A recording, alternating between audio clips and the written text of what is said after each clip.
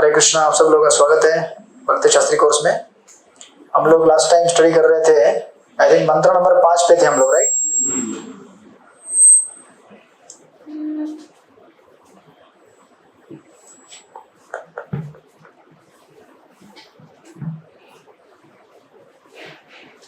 मंत्र नंबर 5 के मैंने आपको ऑलरेडी पॉइंट्स लिखा के दिए थे। भगवान की अचिंत्य शक्ति, उसके बाद अर्च विग्रह, उसके बाद भगवान हर वस्तु के अंदर और बाहर है, राइट? ये 3 पॉइंट लिखा के दिए थे और हमने आई थिंक पहला पॉइंट डिस्कस किया था भगवान की अचिंत्य शक्ति के बारे में, राइट? तो किसी को याद है कुछ हमने क्या डिस्कस किया था उसमें? अचिंत्य शक्ति किसे कहते हैं? जो कल्पना से परे उसे अचिंत्य शक्ति कहते हैं, राइट? जिसका आप चिंतन नहीं कर सकते उसे अचिंत्य शक्ति कहा जाता है। तो जब तक हम भगवान की अचिंत्य शक्ति का स्वीकार नहीं करेंगे तब तक हम भगवान को समझ नहीं सकते। तो इस श्री ईश्वर मिशन की श्रृंखला में हमने अभी तक पहला सेक्शन भूमिका, ईश स्तुति, मंत्र 1 और 2 और 3 यहां तक हमने देखा था, राइट? और हमने इसमें देखा था किस प्रकार भूमिका में कि हमारी इंद्रियां अपूर्ण होने के कारण हमें वेदों से ज्ञान लेना चाहिए। मंत्र 1 में हमने देखा था कि हाँ जी, ईश स्तुति के हिसाब से हमें, ईश स्तुति क्या है? सॉरी, ईशावश्य आ गया। ईश स्तुति में क्या कहा गया? ये जगत पूर्ण है और जगत में जो हमें अपूर्णता का अनुभव होता है वो हमारे गलत जगह पे सेवा देने की वजह से। हम भगवान की सेवा करने के बजाय संसार की सेवा करते हैं, इसलिए हम लोग पूर्णता प्राप्त नहीं करते। तो हमें मंत्र 1 में बताया गया था हमें पूर्ण की सेवा करनी चाहिए, यानी कि भगवान का भक्त बनना चाहिए। फिर भगवान का भक्त बनने के लिए हमें मंत्र 1 में सूत्र दिया गया है, ईशावास्य सूत्र, कि हमें जो भगवान ने दिया है उसमें संतुष्ट रह के अपने बचे हुए समय में हमें भगवान का भजन करना चाहिए। हरे कृष्णा कृष्ण कृष्ण हरे हरे, हरे राम राम राम हरे हरे, ये हमने देखा था। उसके तत्पश्चात मंत्र 2 में हमने देखा था कि अगर हम भक्त नहीं बने भगवान के, अगर भक्त बने तो हम अनंत काल तक जी सकते हैं। और मंत्र 3 में हमने देखा था अगर हम भगवान के भक्त नहीं बने तो हमें कष्ट भोगना पड़ेगा। तो ये पहला सेक्शन था जिसने हमें भक्त बना के रख दिया। उसके बाद फिर दूसरे सेक्शन में हम लोग मंत्र 4 से 7 का सीरीज देख रहे हैं। उसमें हमने चौथा मंत्र पूरा किया था, अभी हम 5वां देख रहे हैं, 6वां और 7वां, इस तरह से दूसरा सेक्शन पूरा करेंगे। दूसरे सेक्शन में बताया गया है भगवान के अनेक अनेक गुण। भगवान कौन है, भगवान के गुण क्या है, क्योंकि हमें जिसका भक्त बनना है, जिसकी भक्ति करनी है, हमें उसके बारे में जानना भी जरूरी है कि है कौन, राइट?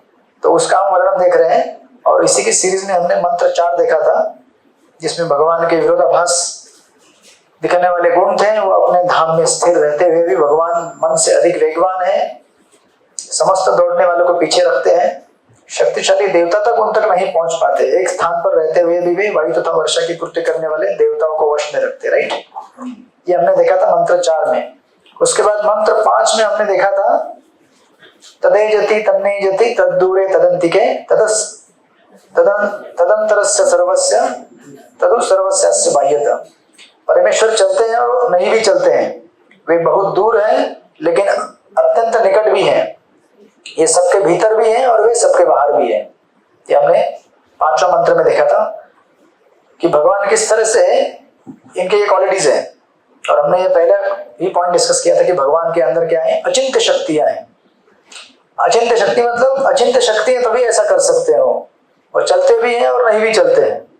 आप चलेंगे तो ऐसा नहीं कह सकते कि आप नहीं चलते हैं। आप अगर यहाँ बैठे हैं तो ऐसा नहीं बोल सकते आप नहीं बैठे हैं, बैठे हैं ना। लेकिन भगवान बैठे भी हैं और खड़े भी हैं, भगवान खाते भी हैं और नहीं भी खाते हैं, राइट?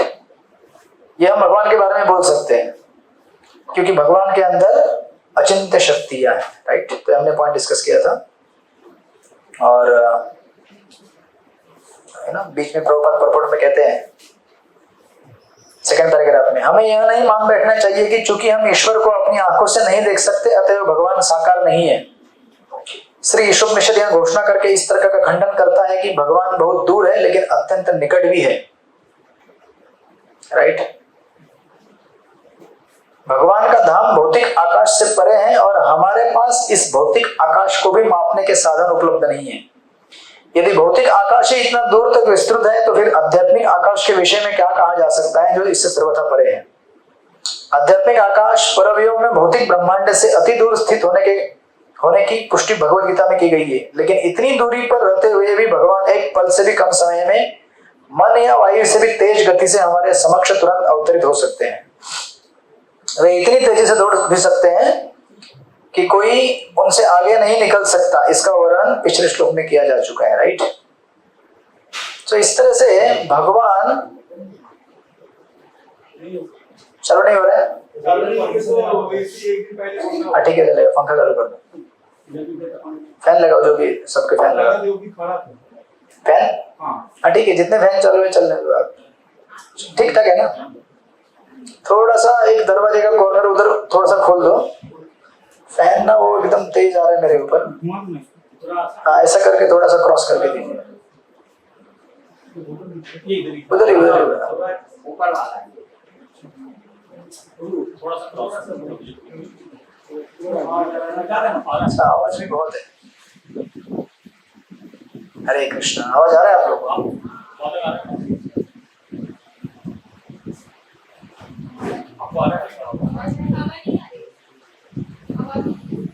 बंद कर दीजिए, धीरे धीरे ठंडा हो जाएगा, बंद कर।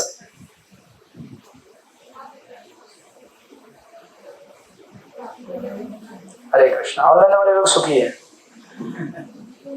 घर में एसी लगा के बैठे हो लोग, ठीक है कोई नहीं, 1 घंटा हमको बैठना है और ज्यादा 1-1.5 घंटा है, हो जाएगा।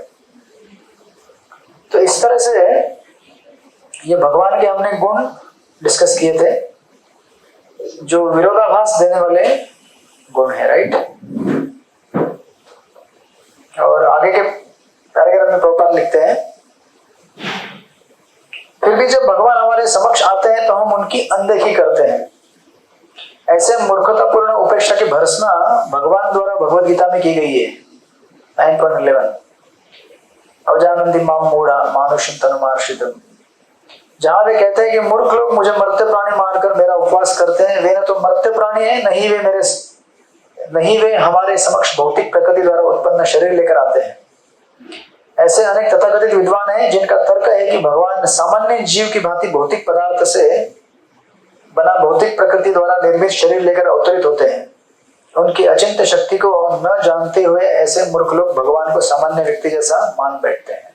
राइट, इसलिए भगवान के बारे में श्रवण बहुत महत्वपूर्ण होता है। जितना हम भगवान के बारे में श्रवण करेंगे उतना हम भगवान के बारे में जान पाएंगे, लेकिन श्रवण कहां से करना है ये भी इंपॉर्टेंट है। आप श्रवण कहां से करते हैं वो निश्चित करेगा कि आप भक्ति में आगे बढ़ रहे कि नहीं बढ़ रहे। कभी कभी हम लोग, क्या हो रहा है यहाँ पे,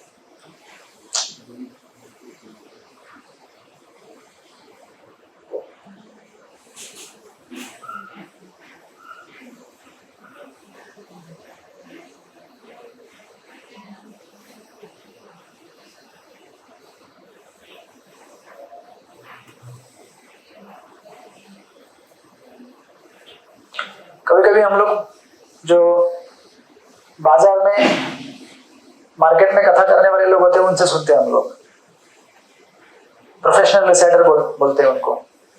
ऐसे लोगों से सुन के हम लोग भगवान की भक्ति में आगे नहीं बढ़ सकते, क्योंकि भगवान को जानना तो दूर, लेकिन कौन से प्रकार का भक्ति हमें आगे लेके जाएगा, इवन थोड़ा सा अध्यात्म में ये डिसाइड करता है कि आप किससे श्रवण करेंगे। जैसे हमने लास्ट टाइम डिस्कस किया था कि पूर्व काल में, कंप्यूटर में क्या हो रहा है बार बार इधर,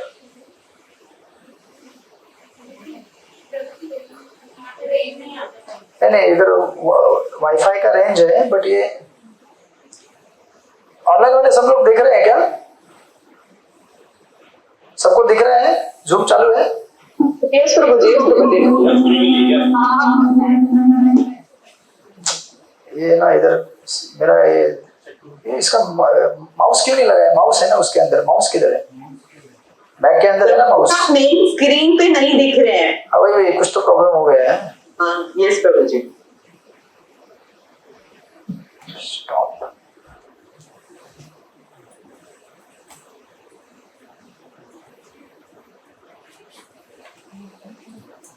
तो बीच में आगे आगे उसके अंदर खोलिए। हाँ उसको लगा दीजिए, ठीक है।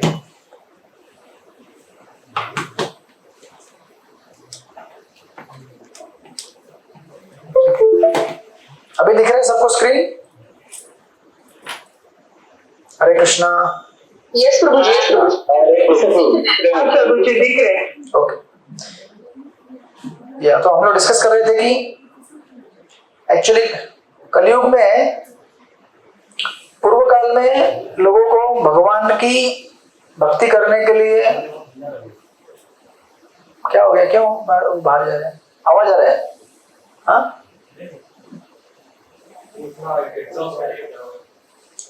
ये दरवाजा मत खोलो, पीछे वाला खोलो, इधर से साउंड बहुत आ रहा है। हरे कृष्णा। हम लोग क्या है अभी भी यहाँ मंदिर में कंस्ट्रक्शन चालू है ना, ठीक से सेटल नहीं हुए हैं, जगह बार बार चेंज होते रहता है, कभी इधर कभी उधर। अभी जहाँ पे हम लोग क्लास लेते हैं वहां पे आज पावर कट है 1 घंटे के लिए सिर्फ, वो भी बीच में बराबर हमारे क्लास के बीच में। तो क्लास ना स्टार्ट कर सकते हैं ना एंड कर सकते हैं, इसलिए इधर आ गए। इधर आए तो बाजू में आवाज बहुत है कंस्ट्रक्शन का, लेकिन ठीक है चला लेंगे, अभी चला लीजिए ऐसे ही। क्या आवाज बहुत है उसका? ठीक है लेके जाओ। हरे कृष्णा हरे कृष्णा हरे कृष्णा कृष्ण कृष्ण हरे हरे, हरे राम राम राम हरे हरे। तो कलयुग में हमको भक्ति करने के लिए पाप रोकता है, राइट? पूर्व काल में लोगों को भक्ति करने के लिए पुण्य रोकता था। कभी कभी पुण्य ज्यादा हो जाए तो भी भक्ति नहीं होती है, क्योंकि पुण्य हमको कर्मकांडीय मेंटालिटी में एंगेज कर देता है, स्मार्ट मेंटालिटी में। इसीलिए शास्त्रों को अगर ठीक से श्रवण नहीं करेंगे एक प्रामाणिक आध्यात्मिक गुरु से, तो हम शास्त्र भी नहीं समझ पाएंगे। जैसे अभी आप देखते हैं, अभी ये बीच में ये आपका चल रहा था ना, क्या बोलते हैं उसको आप? IPL बोलते हैं। क्रिकेट देखते हैं आप लोग? नहीं देखते हैं? हरे कृष्णा। लोग क्रिकेट देखते हैं लोग, तो एक क्या नाम है उनका, एक क्रिकेट के खिलाड़ी हैं विराट कोहली, आप जानते होंगे सब लोग। एक पहले और एक भगवान होके गए थे, वो बोलते थे ये क्रिकेट के भगवान है। अभी और एक भगवान है जी, जो भी किंग बोलते हैं, जो भी बोलते हैं। तो ये क्या करते हैं, वो आपका मैच जीत गए थे ना वो, तो उसको बहुत न्यूज आने लगा, और न्यूज में ऐसा आता था, ये वो वृंदावन जाते हैं ना अपने किसी के पास, वो हाँ उधर महाराज जी के पास जाते हो, तो इन्होंने ऐसा लिख दिया लोगों ने कि ये प्रभु जी आउट ऑफ फॉर्म जा रहे थे। तो फॉर्म करके कुछ चीज रहता है क्रिकेट में, मतलब वो ठीक से खेलते नहीं है कुछ समय के लिए, सो दे आउट ऑफ फॉर्म जाना। तो वो गए उधर बाबा जी के पास, आशीर्वाद लेके आए, तो तुरंत फॉर्म में आ गए वो। फिर उसके बाद और एक पोस्ट आया, फिर वो वापस गए दर्शन करके आए, फिर वो चैंपियंस ट्रॉफी जीत गए। मेरे को सब खबर रहता है। फिर उसके बाद वो वापस दर्शन करने के लिए गए, फिर वापस आ गए, और इस बार वो IPL का ट्रॉफी जीत गए। तो लोगों ने ऐसा डालना चालू किया, सोशल मीडिया में डालते हैं ऐसा। वो गए, फिर फॉर्म आ गया, फिर गए, फिर आए तो चैंपियंस ट्रॉफी जीत के आए, फिर गए तो वो IPL ट्रॉफी जीत के आ गए।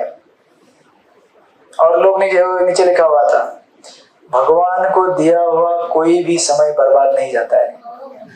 हरे कृष्ण।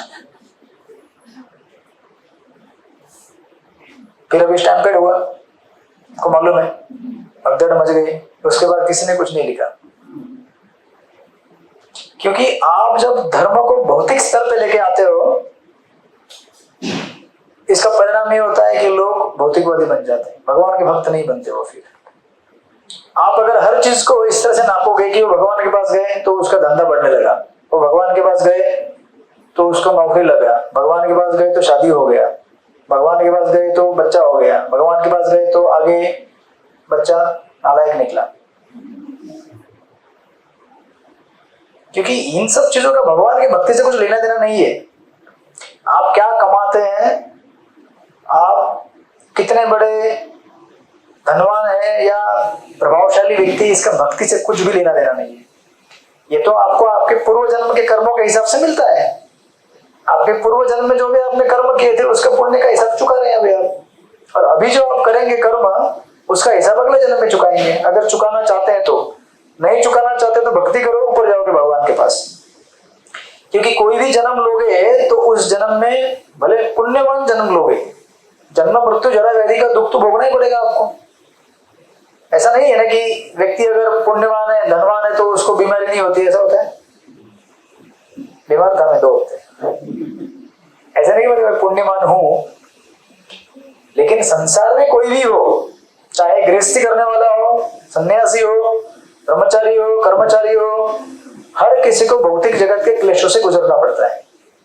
कोई कभी आपका अपमान करेगा, कोई सम्मान करेगा, कोई आपको दक्षिणा देगा, कोई गाली देके भगाएगा कहीं से। इस जगत के द्वंद्व हैं, जब तक आप इस जगत में उनको भोगना पड़ेगा आपको। तो हम ये ना समझे कि हम, इसलिए ये आजकल एक चलता है कि लोग बोलते हैं कि मैं भागवत कथा सुनने गया था, तो क्या सुना भागवत कथा में से आपने? मैं 7 दिन मैंने सुना, भगवान का भक्ति करने से सब शुभ शुभ होता है। तो आपके हिसाब से शुभ शुभ क्या है? उनके हिसाब से शुभ शुभ ये होता है कि मेरा बहुत पैसा मिल गया, मेरे को मेरा बिजनेस डबल चौपट हो गया। तो इसमें गलत नहीं है, अच्छा है। लेकिन आप इसको भगवान की भक्ति से जोड़ोगे तो आपको प्रॉब्लम होगा इससे, क्योंकि आपकी भक्ति और आपका बिजनेस, इसका कोई भी कनेक्शन दूर दूर तक नहीं है। उल्टा कभी कभी भक्ति करने से बिजनेस चौपट भी हो जाता है। भक्त बनोगे तो भगवान बिजनेस तोड़ देते हैं। मैं ये नहीं कह रहा हूं कि करते हैं, भगवान जो करते हैं वो स्वतंत्र है, वो अपनी इच्छा से भक्त को भी देते हैं, कभी नहीं, वो अलग मैटर है, वो गीता में आपको डिस्कस किया जाएगा। बट यहाँ पे हम ये देख रहे हैं कि शास्त्रों को अगर आप ठीक ठीक से श्रवण नहीं करोगे प्रामाणिक आध्यात्मिक गुरु से, तो आप शास्त्रों का गलत अर्थ लगा के बैठोगे। तो वृंदावन में जो महाराज जी हैं वो शुद्ध भक्ति देने का प्रयास कर रहे हैं, और आप जाके उनसे क्या सीख रहे हैं? तो लोग इसका संदेश क्या लेंगे कि मेरे को प्रॉब्लम अगर कुछ है तो मैं बाबा जी के पास जाऊं तो मेरा प्रॉब्लम सॉल्व हो जाएगा। मतलब मैं भगवान के पास क्यों जाऊं कटोरा लेकर कुछ मांगने के लिए, जबकि भगवान बोलते हैं मुझे दो, हम बोलते हैं मुझे दो। स्पर्धा लगी है यहाँ पे। आप उनके पास मांगने जाते हैं, भगवान बोलते हैं क्यों मांगने आया बेटा, मैं ही मांगने के लिए खड़ा हूं यहाँ पे,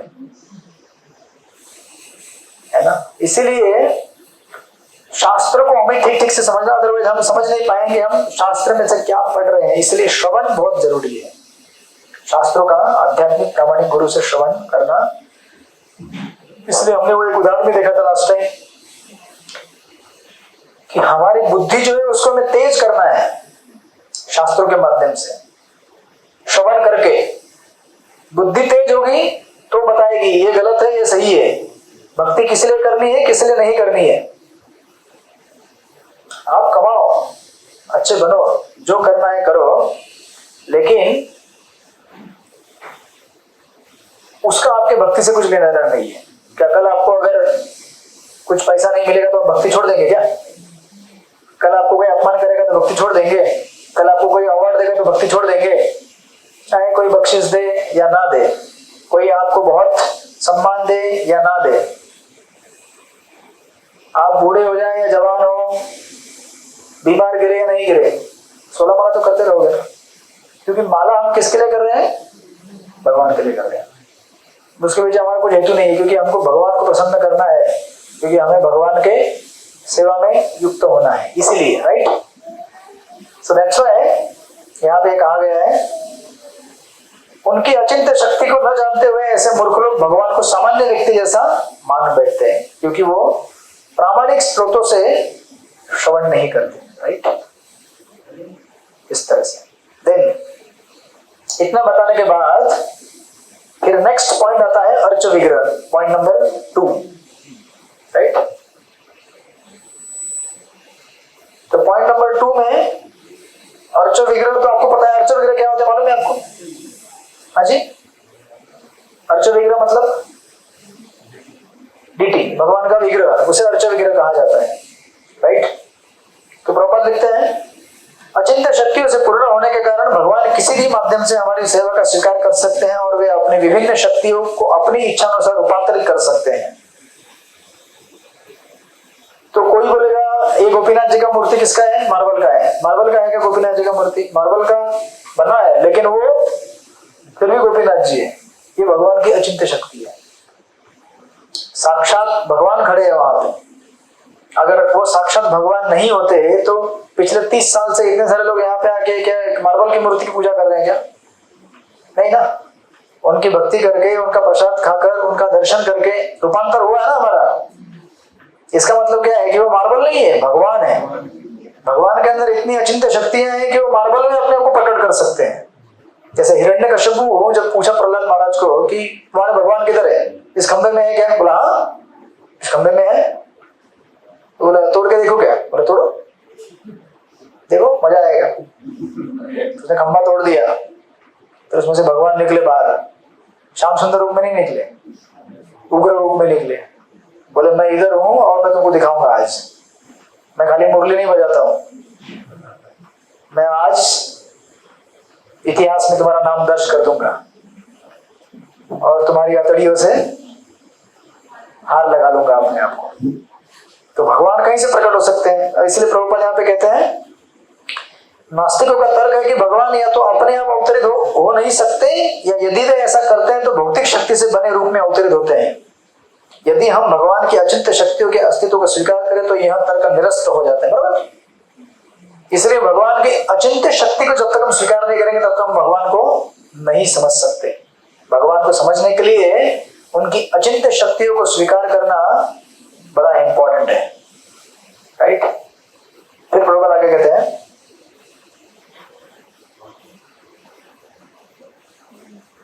तब हम समझेंगे कि यदि भगवान हमारे समक्ष भौतिक शक्ति से बने रूप में प्रकट होते हैं तो भी उनके लिए यह सर्वथा संभव है कि वे भौतिक शक्ति को आध्यात्मिक शक्ति में रूपांतरित कर ले। क्योंकि शक्तियों का स्रोत एक ही है, अतएव शक्तियों को उनके स्रोत की इच्छा अनुसार काम में लाया जा सकता है। उदाहरणार्थ भगवान अर्च विग्रह में अर्थात मिट्टी, पत्थर या लकड़ी के बने विग्रह के रूप में प्रकट हो सकते हैं। लकड़ी, पत्थर या अन्य पदार्थ के बने ये अर्च विग्रह मूर्तियां नहीं है, जैसा कि मूर्ति भंजक तर्क करते हैं, राइट। तो बिजली एक ही होती है, लेकिन इलेक्ट्रिशियन जानता है कि इसी बिजली से ठंडा भी होता है, इसी बिजली से गर्म भी होता है, बराबर है। उसको कैसे रूपांतरण करना है एक्सपर्ट व्यक्ति जानता है। उसी प्रकार भगवान किसी जड़ पदार्थ से प्रकट भी हो सकते हैं और हो भी रहे हैं। इतने ना देख रहे हैं दुनिया भर में इतने भगवान के अर्च विग्रह हैं। अभी आप जगन्नाथपुरी जाने वाले हैं, जगन्नाथपुरी में लकड़ी के बने हुए विग्रह हैं, लेकिन भगवान उस माध्यम से भी क्या कर रहे हैं? अपनी शक्ति को प्रदर्शन कर रहे हैं कि मैं लकड़ी से प्रकट हो सकता हूं, राइट। इस तरह से यहाँ पे प्रभुपाद लिखते हैं। एंड देन ऑफ कोर्स आगे नेक्स्ट पैराग्राफ में प्रभुपाद कहते हैं कि तो हम जो भी अर्च विग्रह देखते हैं वो कोई भौतिक रूप नहीं है, भगवान का साक्षात रूप है। आप पढ़ लीजिएगा। देन आगे वो कहते हैं, भगवद गीता 4.11 में भगवान इंगित करते हैं कि वे भक्त से किस प्रकार व्यवहार करते हैं, यह उसकी शरणागति की मात्रा पर निर्भर करता है। यह अधिकार वे अपने हाथों में रखते हैं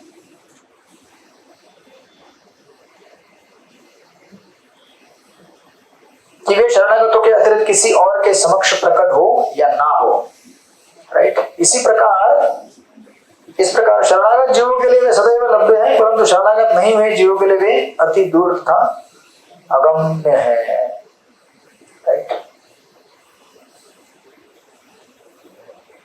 और नेक्स्ट पैराग्राफ में प्रभुपाद फिर इसको 2 शब्द वहां पे दिए गए हैं, सगुण तथा निर्गुण। सगुण यानी कि गुणों से युक्त, और निर्गुण यानी कि गुणों से रहित।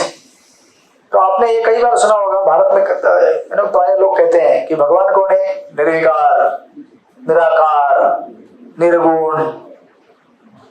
निर्गुण मतलब जिसको कोई गुण नहीं है, ऐसा नहीं होता है। निर्गुण मतलब जिसको भौतिक गुण नहीं है। हम लोग भौतिक 3 गुणों से त्रस्त हैं, रजोगुण, तमोगुण, सत्वगुण। सत्वगुण तो बहुत ही कम है, रजोगुण, तमोगुण।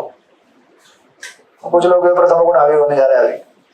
हरे कृष्ण हरे कृष्ण कृष्ण कृष्ण हरे हरे, हरे राम राम राम हरे हरे। लेकिन भगवान इन 3 गुणों से रहित है, इसलिए उन्हें क्या कहा जाता है? निर्गुण।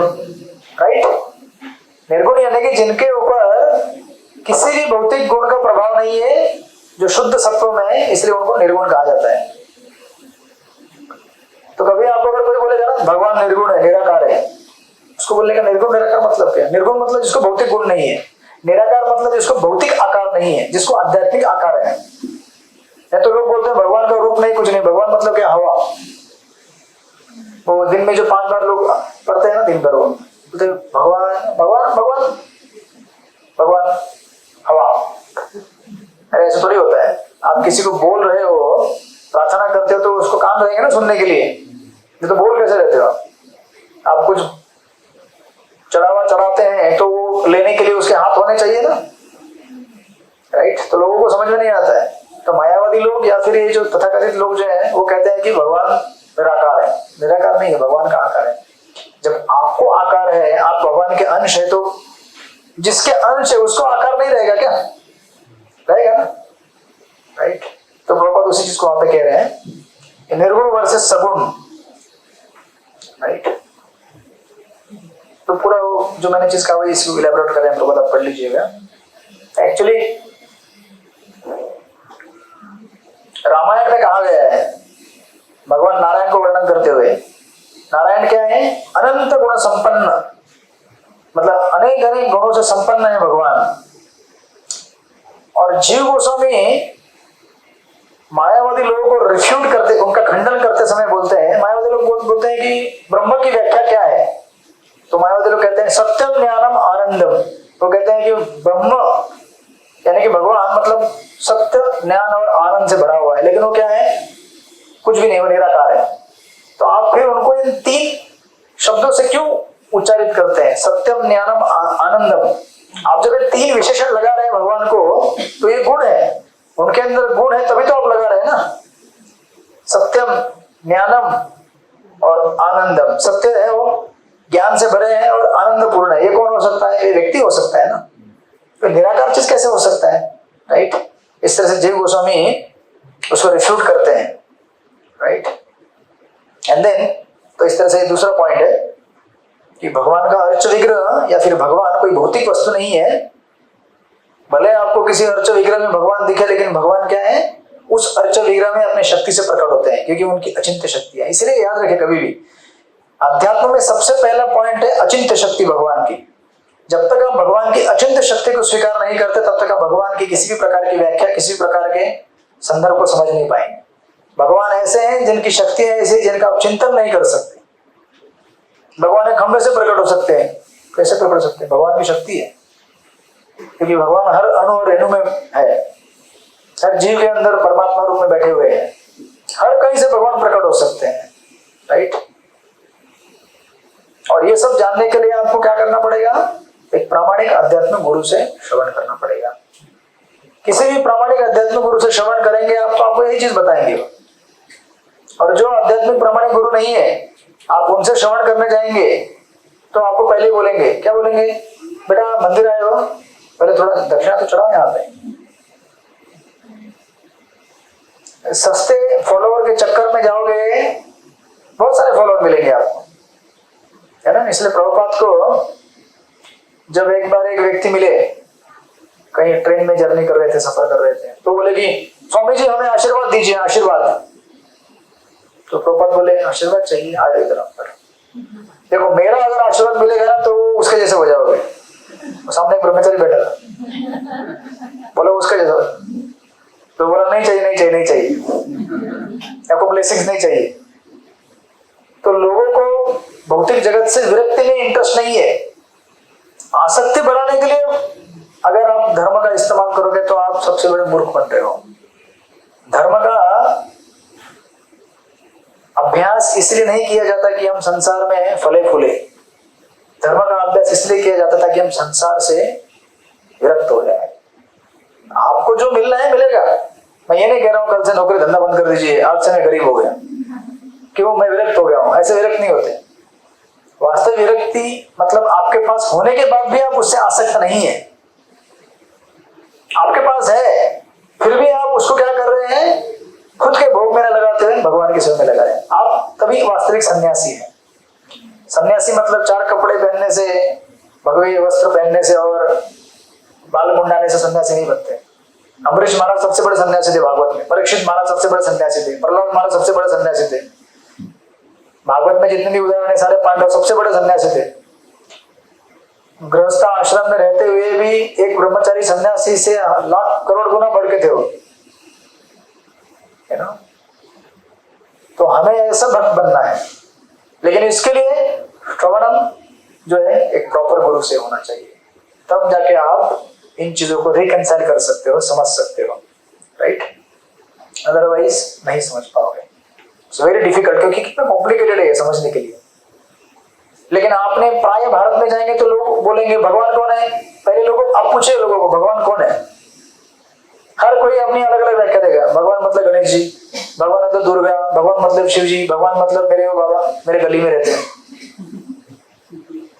भगवान मतलब कोई राष्ट्र बोलेगा मैं ही भगवान हूं। अभी मैं समझ नहीं पा रहा हूं मैं भगवान हूं, मैं जब माया से मुक्त हो जाऊंगा तो मैं भगवान बन जाऊंगा। और लोग धंधा चला रहे हैं, मुंबई में कितने सारे लोग धंधा चला रहे हैं और फिर चेला भी नरक में जा रहे हैं, गुरु भी नरक में जा रहे हैं, राइट। तो इसीलिए श्रवणम बोनाफाइड ऑथेंटिक सोर्सेस से, जो ऑथेंटिक गुरु है ना वो आपको परिश्रम कराएगा।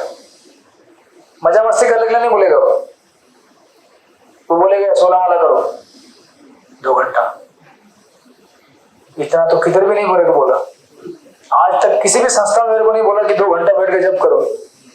इतना तो छोड़ो, इसके बाद बोलते फिर बैठ के गीता पढ़ो, फिर बोलते भगवान को भोग लगाओ, फिर बोलते मंदिर में आओ, फिर बोलते सेवा करो, फिर बोलते दान भी दो, फिर बोलते नम्र रहो। इतना करने के बाद छाती फुला के मत घूमो। तो इतना कौन मेहनत करेगा? जिसको भगवान के धाम जाना है वही मेहनत करेगा।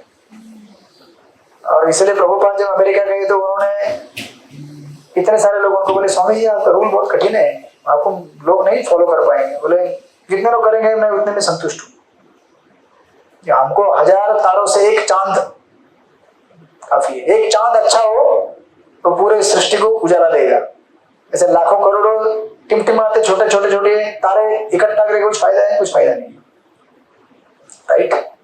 तो इस तरह से तो आप लोग चाहिए भगवान के मांगिए, कुछ प्रॉब्लम नहीं है।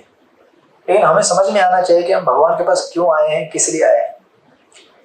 जन्म मृत्यु के चक्र को, पुनर्जन्म को नष्ट करने के लिए हम लोग यहाँ पे आए हैं। तो हम अगर मांगते रहेंगे तो वापस वही मांग रहे कि वापस जन्म दो।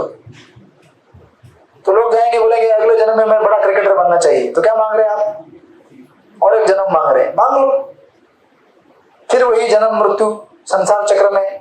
और जीवन ऐसा नहीं कि यहाँ पे हर चीज एक समान स्तर से चलती है। अभी जो लोग उनको इतना हार लगा रहे थे, 2 दिन के बाद तुरंत उनके ऊपर अरेस्ट वारंट आ गया। समझ रहे ना आप?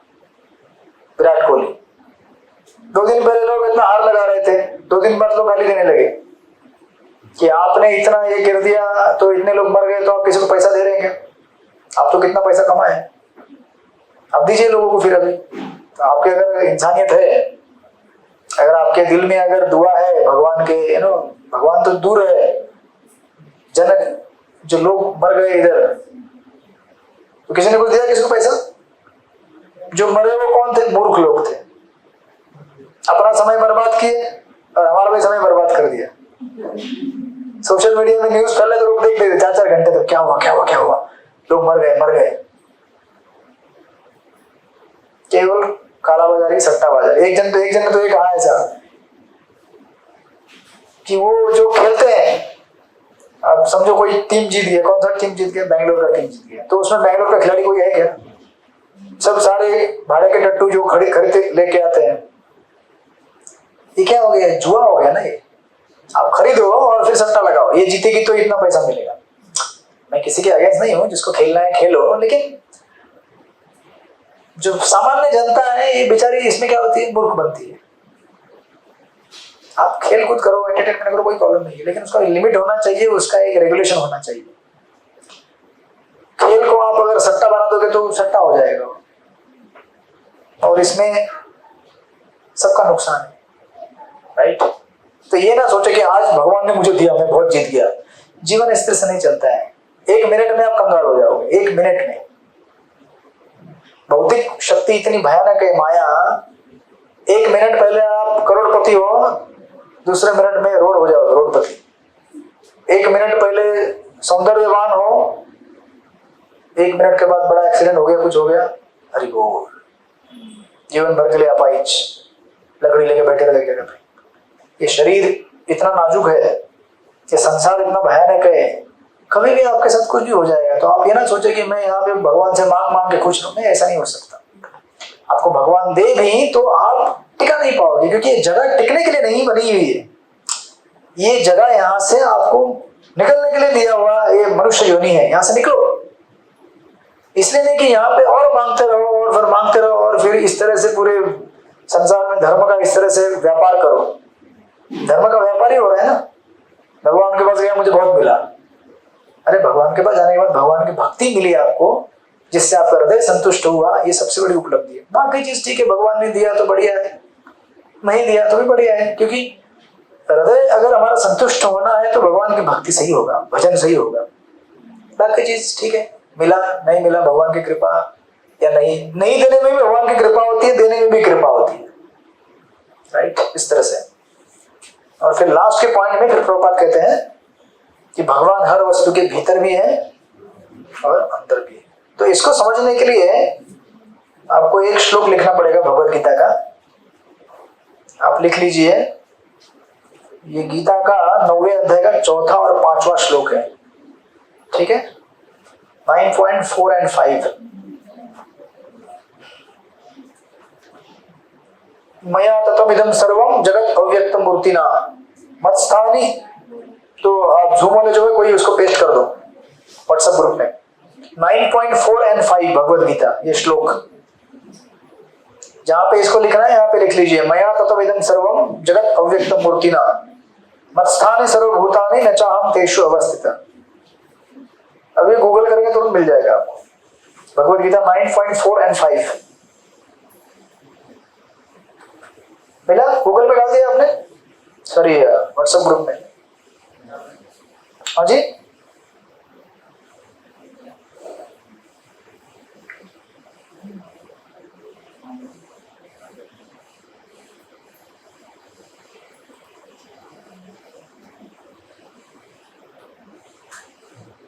डाला क्या किसी ने ग्रुप में? अभी तक नहीं आया ग्रुप में? अच्छा, नहीं, बाकी वो आपका नेटवर्क ही नहीं है। ठीक है, लिख लीजिए, मया ततम इदम सर्वम जगत अव्यक्त मूर्तिना मत्स्थानि सर्वभूतानि। जगत अव्यक्त मूर्तिना, अव्यक्त मूर्तिना मत्स्थानि सर्वभूतानि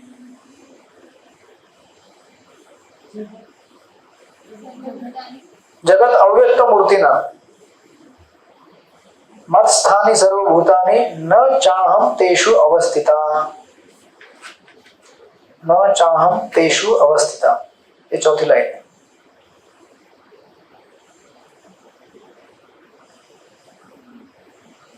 तो भी ग्रुप में 9.4 डाला है। हाँ ठीक है, तो वो 9.4 श्लोक अगर आप पढ़ेंगे तो तुरंत ये पॉइंट समझ में आएगा आपको कि भगवान किस तरह से सब चीज के भीतर भी है और बाहर भी है, राइट?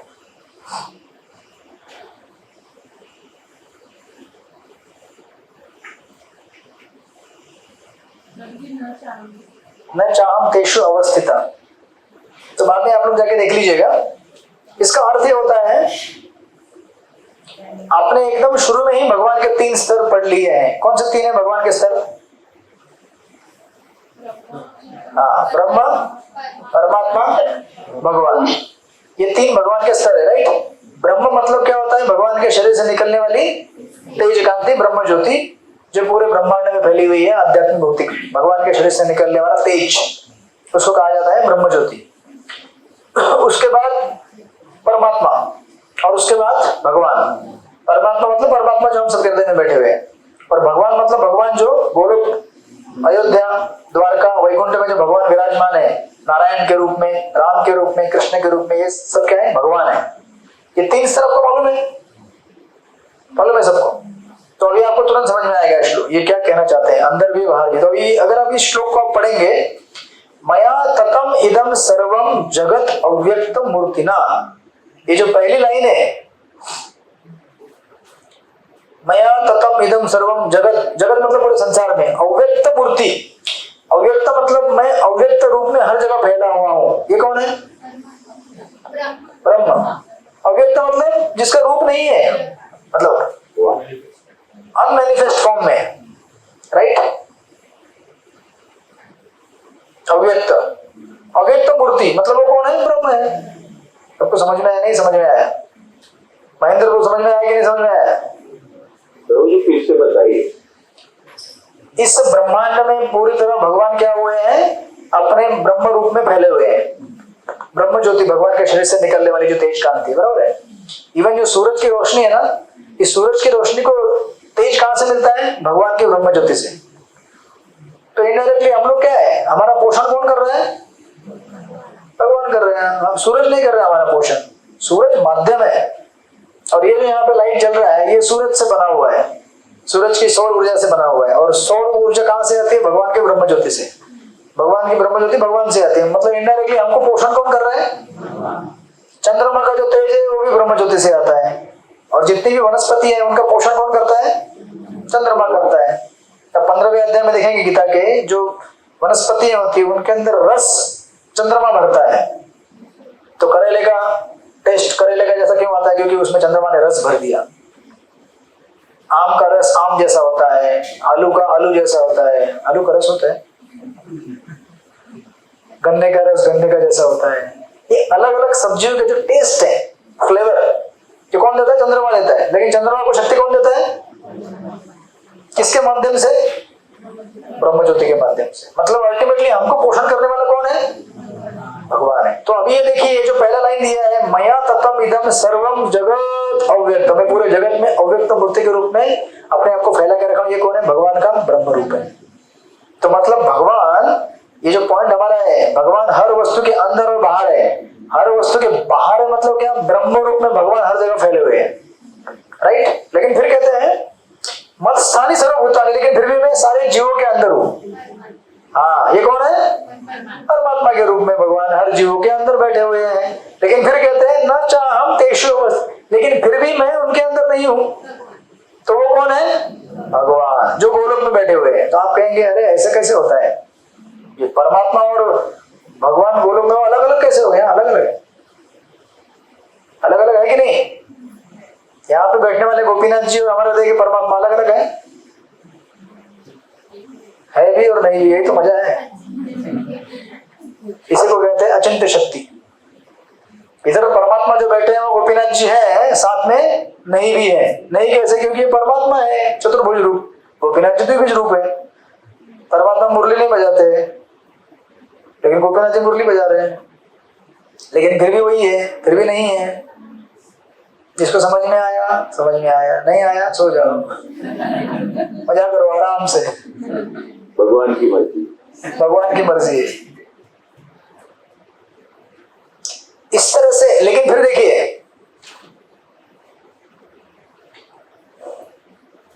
तो ये आपको प्रभुपाद ने यहाँ पे विस्तार किया है। प्रहलाद महाराज को उदाहरण दिया है, पूरा पहला पैराग्राफ है ना, आप स्टोरी पढ़ लीजिएगा। उसमें कहते हैं बालक प्रहलाद पूछता है पिताजी को, कहाँ है तुम्हारा ईश्वर?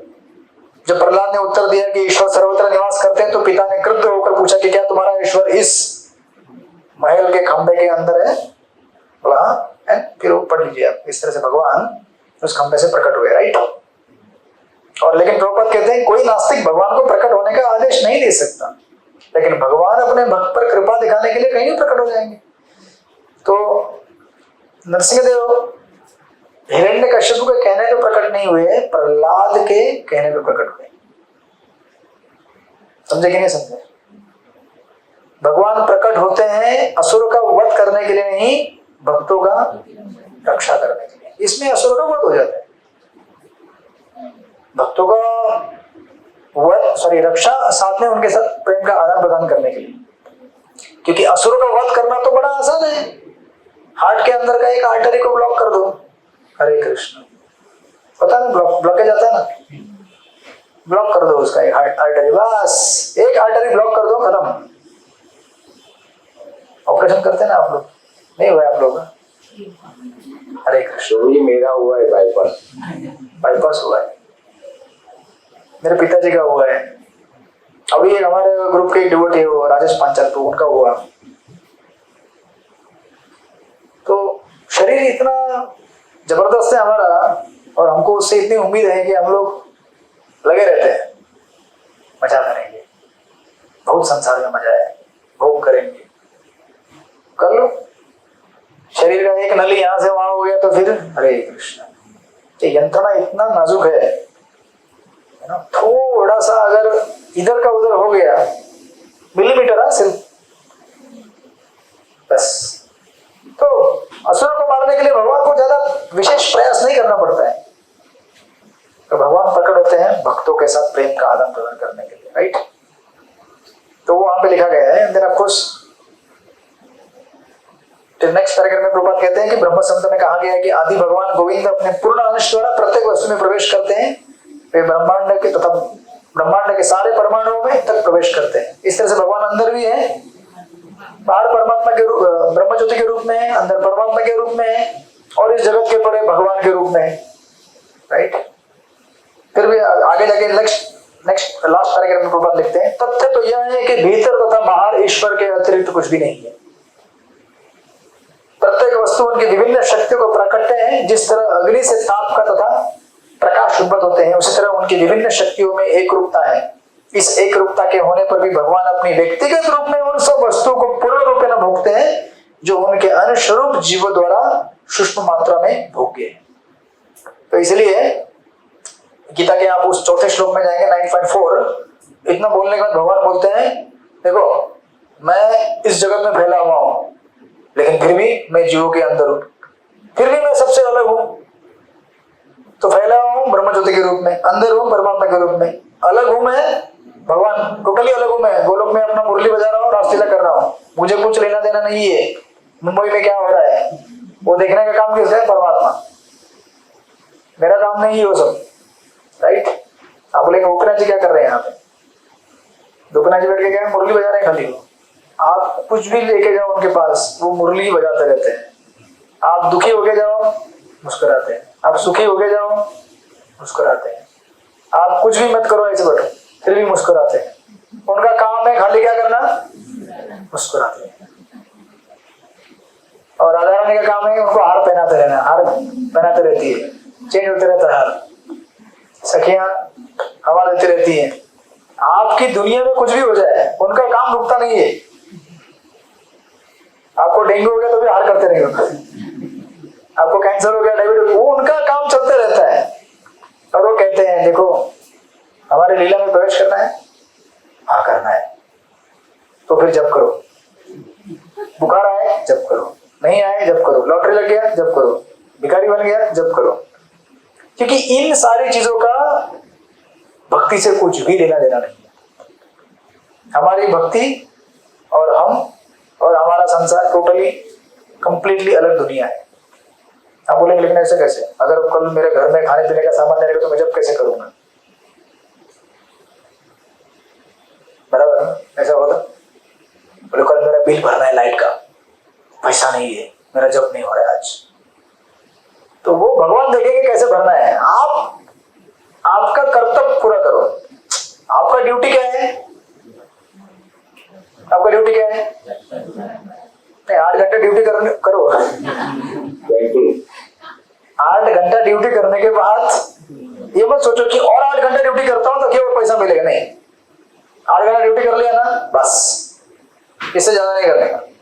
फिर अपना जब माला पकड़ने का, क्योंकि 6 घंटा तो सोने के लिए जाएगा ना, ये नहीं ज्यादा ही सो लेते ना, कितना 8 घंटा सोने के लिए 8 16 घंटा हो गया, बचे कितने 4 घंटे, 4 ना 16 सॉरी 8 बज गया, अरे बहुत टाइम बच रहा है। तो फिर भी लोग जब नहीं करते 8 घंटा नहीं, आजकल नौकरी बेचारे 8 घंटा नहीं करते, 12 13 14 घंटा करते। तो मुश्किल से आपके पास 4 घंटे बचेंगे लास्ट में, 4 में से 2 घंटा 2.5 घंटा ज्यादा जब करने के लिए दे दो, भगवान को दान में दे दो, क्योंकि आपके पास दान देने के लिए कुछ भी नहीं है, भिखारी हम सब लोग, क्या देंगे भगवान को हम भगवान को अपना समय दे सकते हैं, राइट। हरे कृष्णा कृष्ण कृष्ण हरे हरे, हरे राम राम राम हरे हरे। इसलिए गीता में आप जब जाएंगे तो उस श्लोक के बाद कृष्ण कहते हैं नच, 5वें श्लोक पे, नच मस्तानि भूतानि पश्चिमेव ऐश्वर्यम्, देख अर्जुन मेरा ऐश्वर्य देख रहे, मैं इधर भी हूँ फिर नहीं हूँ, फिर मैं वहां भी हूँ, देखा मैं वो सीलिंग के ऊपर भी खड़ा हूँ। उस दिन वो कभी कभी आपने बॉलीवुड में पिक्चर देखा, डबल रोल वाले पिक्चर दिखते हैं, डबल रोल, अरे यहाँ डबल क्या मल्टीपल रोल है, खिड़की में भगवान, उधर भगवान, यहाँ भगवान, हर जगह भगवान। बोलते मेरा ऐश्वर्य देख लो, भूत पुण्य च भूतस्थो ममात्मा भूत भावना, राइट। फिर भी इस सारे संसार को मैं ही धारण करता हूँ, भूत पुण्य च भूतस्थो, और सारे जीव मुझ में ही समाये हुए हैं। इस तरह से भगवान की अचिंत्य शक्ति है। इसलिए आप अगर गोवर्धन लीला में देखेंगे तो गोवर्धन लीला में गोवर्धन अलग है और भगवान अलग है, लेकिन गोवर्धन कौन है, भगवान ही है, लेकिन फिर भी अलग है। इसलिए जब सत्यवत मुनि तो दामोदर अष्टकम की प्रार्थनाएं करते हैं, कहते हैं कि मैं आपको आपका मेरे हृदय के अंदर देख के बड़ा प्रसन्न हूं, लेकिन फिर भी मैं आपको अलग से देखना चाहता हूँ बाल गोपाल के रूप में। अरे भाई क्यों, अंदर देख रहे हो ना, नहीं वो अलग है, वो अलग है, समझ रहे कि तो कहते हैं कि मुझे फिर भी अलग देखना है, मेरे हृदय के अंदर तो देख रहा हूं मैं, लेकिन अलग जो गोपाल बाल लीला कर रहे हैं वो देखने बड़ा मजा आता है।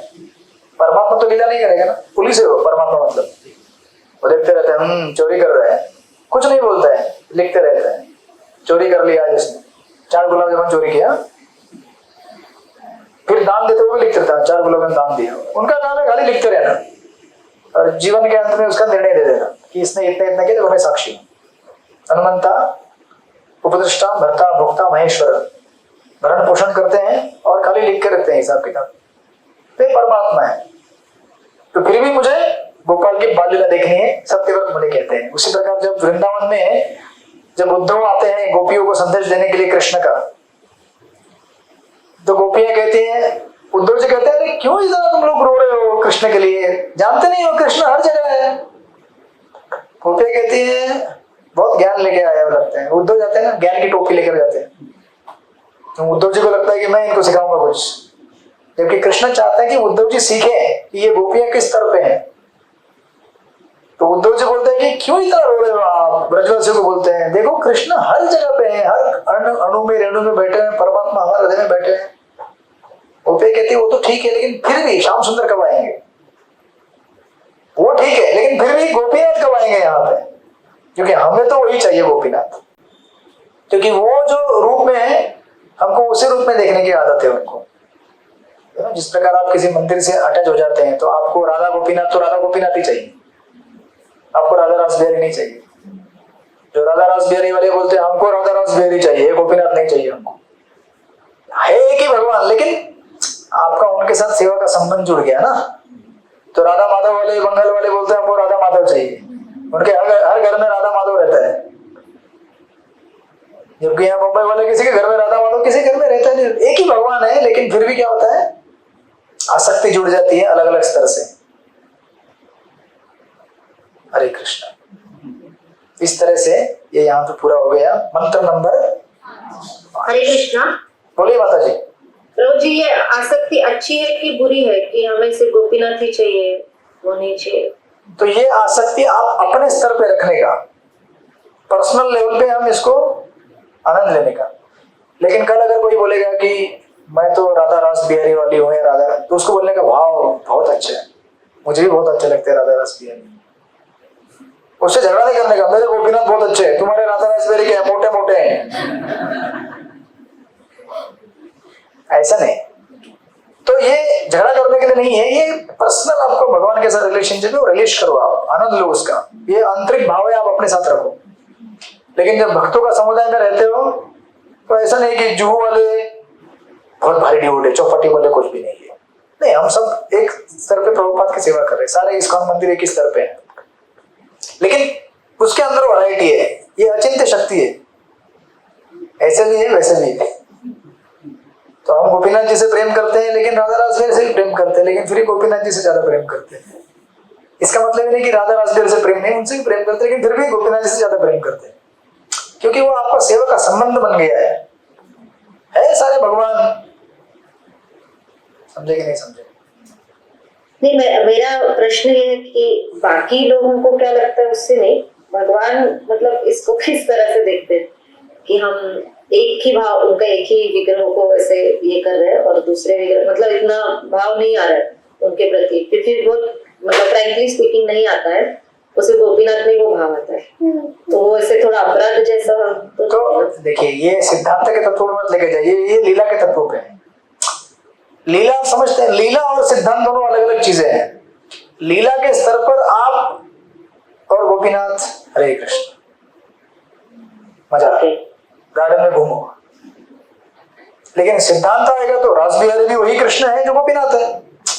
तो आपने वो लीला देखा है ना चंदन यात्रा का, जो माधवेंद्रपुरी चंदन लेने के लिए जाते हैं, बंगाल जाते हैं ना, किधर जाते हैं, पुरी, तो उधर से चंदन लेके आते हैं, तो बीच में खिरचर गोपीनाथ जी क्या बोलते हैं, अरे मैं ही गोपाल हूं, मुझे लगा लो चंदन यहाँ पे, क्योंकि तुमको परिश्रम बहुत हो रहा है, इतना कहाँ लेके जाओगे, उतना अभी थक गए हो, तुम इधर ही लगा लो, मुझे लगाओगे चंदन यहाँ पे, वहां गोपाल को ठंडक मिलेगी। तो माधवेंद्रपुरी ये नहीं बोलते कि अरे ऐसा कैसे यार, मेरा गोपाल है, तो वो मान लेते हैं, क्योंकि वहां देख लेते हैं कि हाँ ये मेरे भगवान यहाँ पे प्रकट है। तो लीला के स्तर पे हम इस तरह से भगवान से जुड़े हुए हैं, लेकिन सिद्धांत के तत्व में हमें समझना चाहिए कि सारे भगवान एक स्तर पे हैं, सारी मूर्तियां भगवान की, और इससे हमें सांप्रदायिकता नहीं बढ़ानी चाहिए, ये गोपीनाथ वाला है, ये गिरधारी वाला है, नहीं, ऐसे नहीं, हम सब प्रभुपाद के सेवक हैं, लेकिन पर्सनल लीला के वो हार्ट के अंदर रखने का, बाहर नहीं निकालने का उसको। कुछ चीजें ऐसी होती है जो आप अपने हार्ट के अंदर उसका आनंद लेते हैं, वो दुनिया को दिखाने के लिए नहीं होता।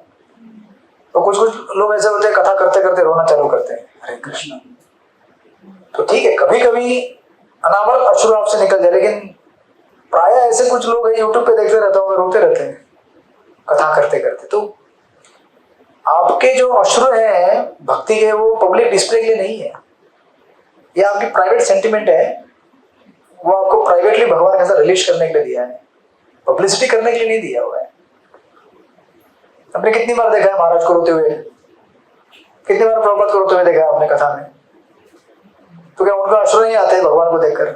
ऐसे एक आध दो ही तीन जगह है जहाँ पे प्रभुपाद को भी भाव विभोर हो गए, लेकिन अपना कंट्रोल कर लिए इमोशन में, क्योंकि भक्ति के इमोशंस पब्लिक डिस्प्ले के लिए नहीं है, ये आपका प्राइवेट भगवान के साथ रिलेशनशिप है, प्राइवेट में उसको रिलीज कीजिए। पब्लिक में डिस्प्ले करोगे तो इससे क्या होगा, लोगों को लगेगा जब तक मैं रोऊंगा ना तब तक भक्त नहीं बनूंगा, लगता है पागल समझते हैं। तो आपके रोने से भगवान आपको क्या, मतलब ऐसा नाटक करने के रोने के तो ये हो जाएगा क्या?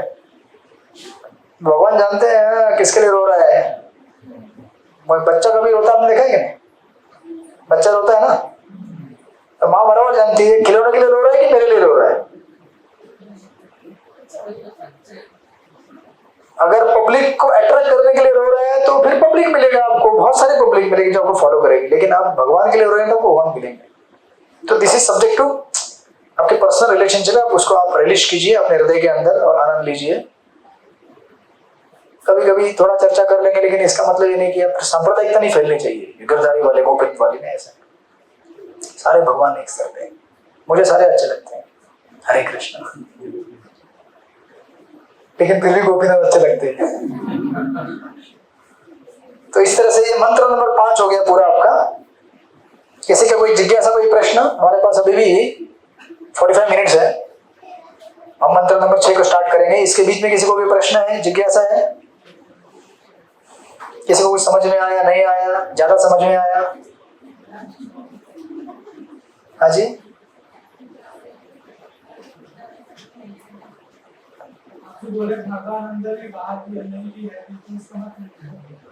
क्या कह रहे हैं? समझ में नहीं आया आपको?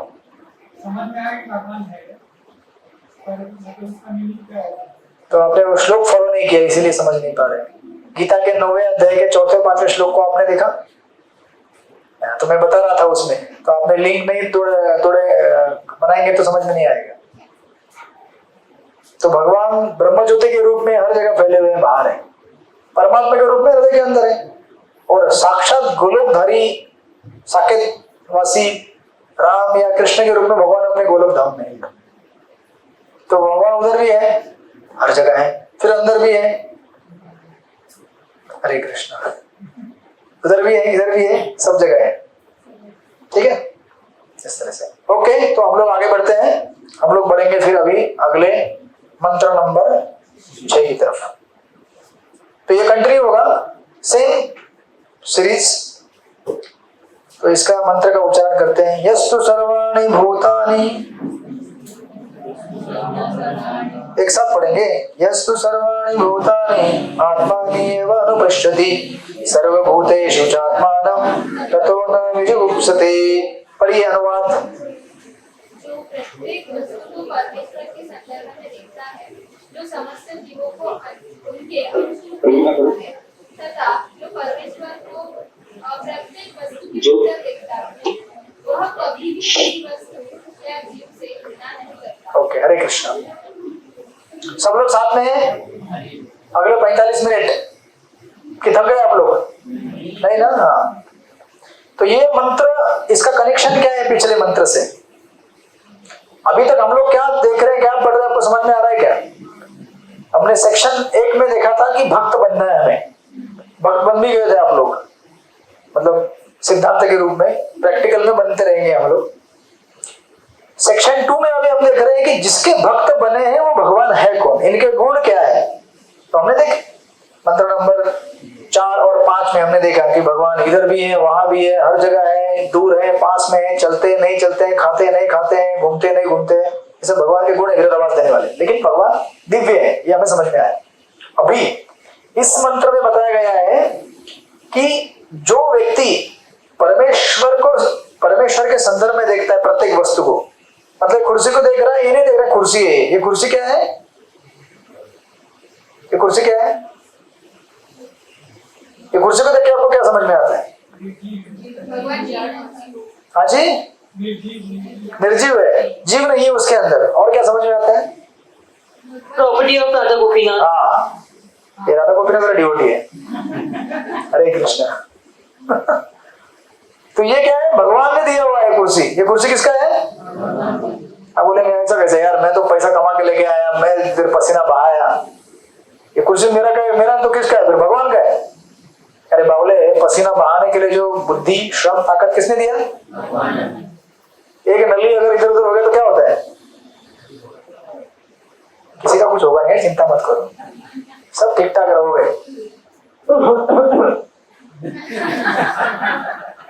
इनको अभी होश है, बच रहा है।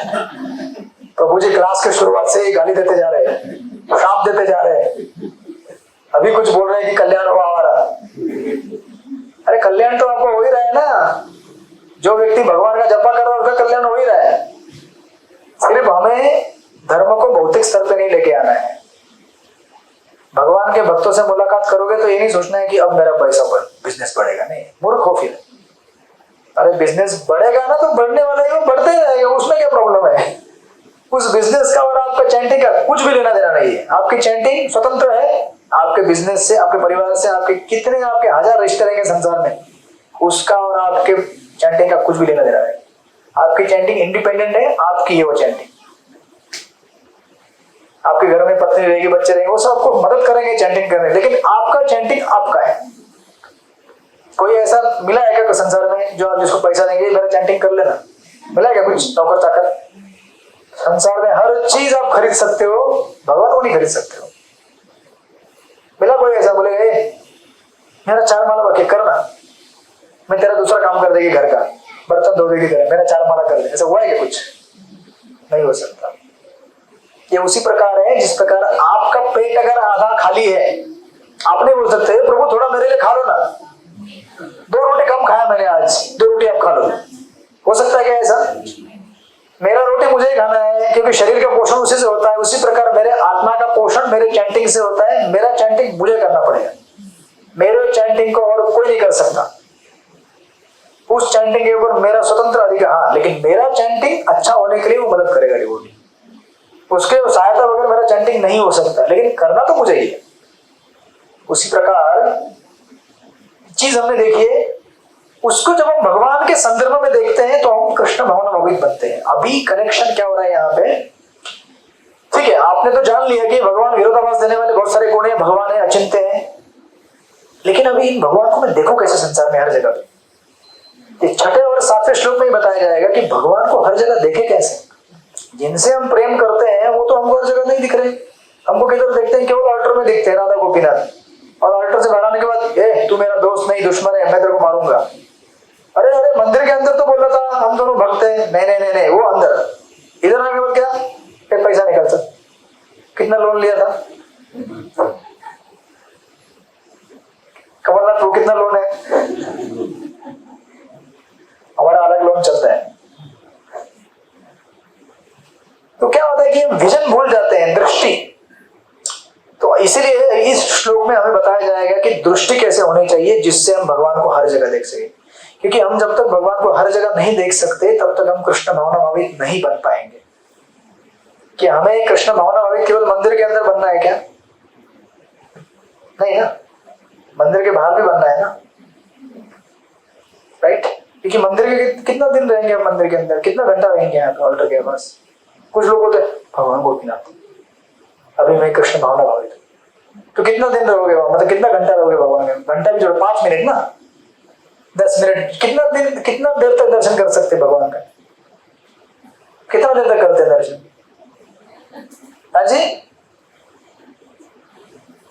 5 मिनट, 10 मिनट, 15 मिनट, आधा घंटा, 1 घंटा, चलो बहुत ज्यादा बोल दिया 1 घंटा। 1 घंटे में 50,000 तो मोबाइल देखेगा।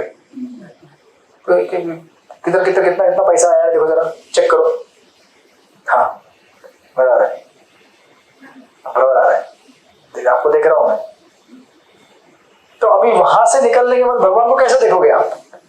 ये दृष्टि कैसे मिलेगी, इसका विवरण यहाँ पे इस श्लोक में आएगा, ताकि हमारी भक्ति और बढ़े।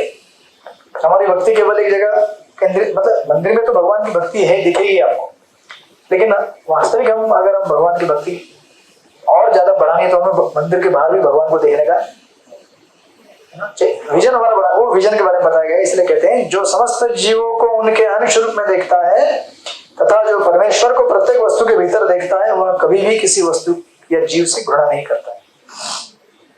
तो इसके पॉइंट लिख लीजिए। इसके पहले पॉइंट है, पहला पैराग्राफ में पहला पॉइंट है कनिष्ठ अधिकारी। सबसे पहला पॉइंट है कनिष्ठ अधिकारी।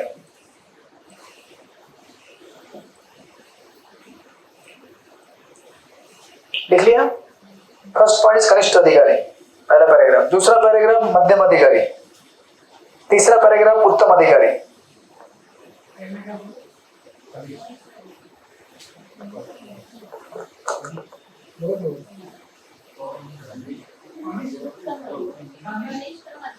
हाँ वो हमारे गोडाउन की तरफ से मैं लेता हूँ, एक ही चाहिए, लेकिन एक 500 लीटर का, एक ही चाहिए 500 लीटर का।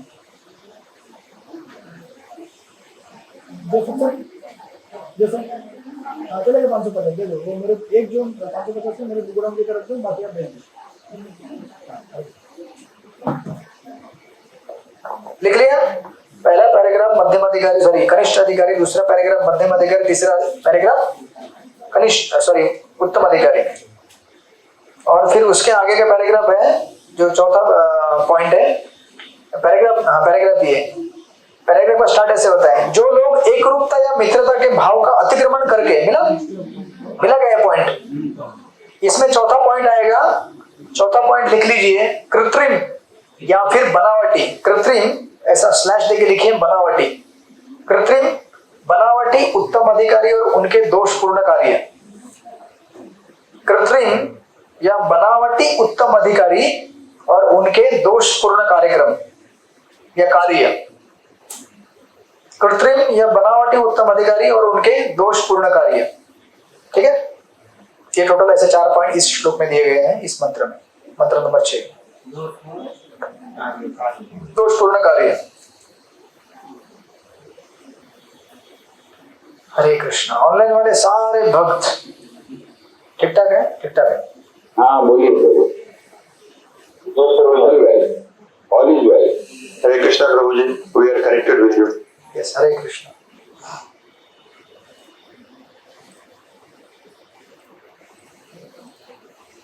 ओके, ओके, सबके लिखे पॉइंट? हरे कृष्ण।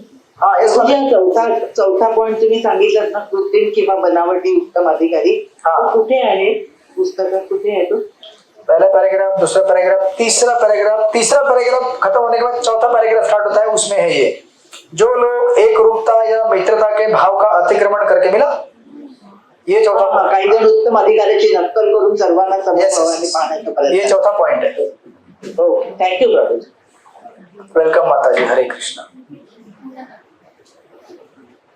इस तरह से इस 4 पॉइंट है। तो आज हम जितना टाइम है उसमें पहला पॉइंट कवर करने की कोशिश करते हैं, point number 4, sorry point number 1। तो सबसे पहला पॉइंट है कनिष्ठ अधिकारी। ठीक है, आप बोलेंगे अधिकारी क्या चल रहा है यार, इधर तो हमने सुना था अधिकारी नहीं बनना है हमको, ये अधिकारी कहाँ से आ गए? कनिष्ठ अधिकारी, मध्यम अधिकारी, उत्तम अधिकारी, ये है कौन लोग अधिकारी लोग यहाँ पे? हाँ जी, सबके पॉइंट लिख के हो गए? उत्तम प्रामाणिक प्रभु किधर है? इसलिए उत्तम अधिकारी। तो सबसे ये अधिकारी मतलब क्या है? भक्तों के 3 कैटेगरी होते हैं, first class devotee, second class devotee, third class devotee. उत्तम अधिकारी मतलब first class devotee, second class devotee मतलब second class devotee, third class मतलब थर्ड क्लास डिवोटी। उसके नीचे भी होते हैं, हम वो चर्चा नहीं करेंगे, 3 ही चर्चा करेंगे। ठीक है, तो हम पीछे से स्टार्ट कर रहे हैं। कनिष्ठ अधिकारी यानी थर्ड क्लास डिवोटी से, ठीक है, लेकिन डिवोटी हो, थर्ड क्लास भी हो लेकिन डिवोटी है। ठीक है, तो ये एक्चुअली ऐसा क्यों कहा जा रहा है? ये first class, second class, third class क्यों बता रहे हैं हमको? क्या हमको यहाँ पे जाति भेद करना है क्या? नहीं, ये इसलिए बताया जा रहा है कि ये 3 प्रकार के भक्तों के 3 प्रकार के दृष्टि रहती है भगवान को देखने की। हमें धीरे धीरे क्या करना है? कनिष्ठ से मध्यम, कम से कम इस जीवन काल में। उत्तम तो हरे कृष्ण बहुत दूर है। उत्तम मतलब महाभागवत, उत्तम मतलब महाभागवत, जैसे राधानाथ महाराज, प्रभुपाद, ये सब उत्तम अधिकारी है। तो उत्तम अधिकारी पता नहीं आप में से कोई बन सकते इस जीवन में। मेरा लक्ष्य है कि कम से कम मैं मध्यम तक चला जाऊं, धीरे धीरे। और कनिष्ठ से मध्यम की तरफ जो सफर करता है उसी को कहते हैं साधक, वो लगा रहता है। तो बहुत बड़ा अंतर हमें तय करना है, बहुत लंबा अंतर, कनिष्ठ से मध्यम। आप में से बहुत सारे बनेंगे उत्तम, मुझे विश्वास है। तो कनिष्ठ अधिकारी क्या होता है देख लेते हैं हम लोग अभी यहाँ पे। आप लोग बिल्कुल डरना मत और एक दूसरे को देखे मत, ये तो कनिष्ठ है कह रहे, ये तो मध्यम है, ये तो उत्तम है। एक दूसरे को देखे गाली मत दो। हम कनिष्ठ से भी नीचे हैं, लेकिन मेरे सामने जो खड़ा है वो बहुत अच्छा भक्त है, is a very good devotee. ये सिद्धांत हम अपने ऊपर लागू करें, दूसरों के ऊपर लागू नहीं करें। मैं क्या हूं? मूर्ख हूं, वो अच्छा डिवोटी है, क्योंकि वास्तविक मेरा जब क्या है मेरे को मालूम है। हरे कृष्ण। कितना मोबाइल देख के जब करता हूं मुझे मालूम है, कितना प्रसाद खाता हूं मुझे मालूम है, कितना सोता हूं मुझे मालूम है, कितना लोगों को गाली देता हूं मुझे मालूम है, थोड़े सामने वाले को मालूम है। लेकिन वो डिवोटी वो अच्छा है। तो ये सिद्धांत जब पढ़ेंगे, बाजू वाले को मत बोले कह रहे उत्तम, कनिष्ठ, वो डिवोटी कनिष्ठ है, नहीं तू कनिष्ठ है, सब उत्तम है, अच्छे भक्त। तो कनिष्ठ का लक्षण देखिए क्या है, सबसे पहले बताया गया है, यह महाभागवत अर्थात ऐसे महापुरुष का विवरण है जो हर वस्तु को पूर्ण पुरुषोत्तम भगवान के संदर्भ में देखता है। राइट। परमेश्वर की उपस्थिति की अनुभूति की 3 अवस्थाएं हैं। कनिष्ठ अधिकारी अनुभूति की निम्नतम अवस्था में होता है, वह अपनी धार्मिक आस्था के अनुसार किसी पूजा स्थल या मंदिर, गिरजाघर या मस्जिद में जाता है और वहां पर शास्त्रों के आदेश अनुसार पूजा करता है। किसके लिए? लेकिन ट्रॉफी जीतेगा मैं अभी। तो भगवान को पाने के लिए नहीं, कनिष्ठ अधिकारी भगवान को पाने के लिए मंदिर नहीं जाता है। दिखावा करने के लिए प्रभु जी। हाँ चलेगा, हरे लेकिन कृष्णा अपनी इच्छाओं को पूर्ति करने के लिए जाता है। हाँ बराबर, अपने डिजायर कंप्लीट करने के लिए। हाँ तो वो कनिष्ठ अधिकारी बोलता है, "ए बाबा कल परीक्षा है, अगर मंदिर में जाके आशीर्वाद नहीं लिया तो फेल हो जाएगा तो इसमें गलत नहीं है, अच्छी बात है। लेकिन जब भगवान से आशीर्वाद मांगोगे कि मैं कल परीक्षा पास हो जाऊंगा, पास होने के बाद क्या करोगे? अरे मजा करूंगा, नहीं, पास होने के बाद मैं लोगों को बताऊंगा कि देखो भक्ति करने से क्या क्या होता है, मैं भक्ति करता हूँ, मुझे अच्छे मार्क्स मिले और मैं और आगे जाके अच्छी भक्ति करूंगा। मुझे अगर पैसा मिला तो मैं क्या करूंगा? भगवान की सेवा में लगा दूंगा। मुझे अगर पॉपुलैरिटी मिला तो मैं क्या करूंगा? मैं भगवान के लिए प्रचार करूंगा। अगर आज विराट कोहली कह दे कि ये सब लोग चैंटिंग करो रे, इतने भी उसके फॉलोअर हैं 30, 40, 50 मिलियन उसके सोशल मीडिया में, बोले चैंटिंग करो, तो लोग नहीं करेंगे चैंटिंग? करेंगे नहीं करेंगे? अगर अमिताभ बच्चन उसके कितने 1 बिलियन फॉलोअर है, वो बोलेगा ए हरि बोल बोले एक बार, सब लोग लिख के देंगे एक बार हरि बोल, करेंगे ना? लेकिन वो नहीं बोलेगा हरे कृष्णा। ये तो प्रॉब्लम है ना। तो फिर आपकी पॉपुलैरिटी, आपका फेम नेम, इसका कुछ फायदा नहीं हुआ आपको, उससे आपका जन्म मरण ही बढ़ा, मुक्त नहीं हुए आप। उसका उपयोग आपने भगवान की सेवा के लिए करना है, राइट? अच्छी बात है, आपको अच्छे फॉलोअर मिले हैं, आपके पूर्व जन्म के कर्मों की वजह से आप धन अर्जित कर रहे हैं, रूपवान है, धनवान है, अच्छी बात है। लेकिन इसका उपयोग आप भगवान की सेवा में नहीं करेंगे तो आप वापस संसार चक्र में फंस जाएंगे, राइट? तो अभी यहाँ पे ये लक्षण दिए जा रहे हैं कनिष्ठ अधिकारी के। तो सबसे पहले लक्षण ये है कि वो अपनी अपनी आस्था के अनुसार मंदिर, मस्जिद, गिरजाघर में जाता है। तो ऐसा नहीं है कि केवल हिंदुइज्म में तो चर्च वाला आदमी चर्च में जाएगा, मंदिर वाला मंदिर में जाएगा, मस्जिद वाला मस्जिद में जाएगा और उधर जाके प्रार्थना करेगा, मेरा सब कुछ ठीक करना, मेरे घर परिवार को अच्छा रखना। अरे आप नहीं बोलोगे तो भी भगवान अच्छा रख ही रहे हैं ना। क्या आपके बोलने के बाद ही रखेंगे क्या? आप लोग डर गए क्या? अरे सब अच्छा होगा आपका, सब अच्छा होगा आपका। लेकिन आप तत्व को समझे कि हम क्यों जाए भगवान के पास, क्योंकि हमें मूर्ख नहीं बनना है। जन्म मरण के चक्र से बाहर निकलना है तो हमें जानना होगा कि हम क्यों भगवान की आराधना करें। तो ये जो कनिष्ठ अधिकारी है क्या करता है? मंदिर जाता है, अगरबत्ती घुमाता है, घंटी बजाता है, एक नारियल फोड़ता है, 5 रुपए का पेड़ा चढ़ाता है, बोलते हैं 5 लाख रुपए दो। और ये कोई हिसाब हुआ क्या? 5 रुपए का पेड़ा चढ़ा हो, 5 लाख रुपए मांगो? अरे कम से कम 5 लाख देने के बाद बोल 10 लाख, डबल हिसाब किताब सेम हो। तो तिरुपति बालाजी कितने लोग जाते हैं मालूम है? तिरुपति बालाजी जाते हैं ना लोग, डालते हैं। क्यों? क्योंकि रिटर्न भी मिल रहा है ना, भगवान देते भी है। लेकिन हमें जानना चाहिए कि अरे देते हैं, ठीक है, अच्छी बात है, लेकिन क्या मैं ऐसे ही रहूंगा? मैं जाऊंगा मांगूंगा वो देंगे, मैं जाऊंगा मांगूंगा, ऐसे कितने दिन चलता रहेगा? और एक दिन भगवान बोलते हैं अभी ये लाइफ का पूरा हो गया, अभी नहीं, अभी नेक्स्ट। अरे नहीं प्रभु, मुझे अभी भी। तो एक व्यक्ति था जो डॉक्टर को बोला, प्रभुपाद लिखते हैं, बोलते डॉक्टर मेरे को और 4 साल दो, बस 4 साल में मेरा काम पूरा हो जाएगा। तेरा काम 4 साल में पूरा होने वाला है।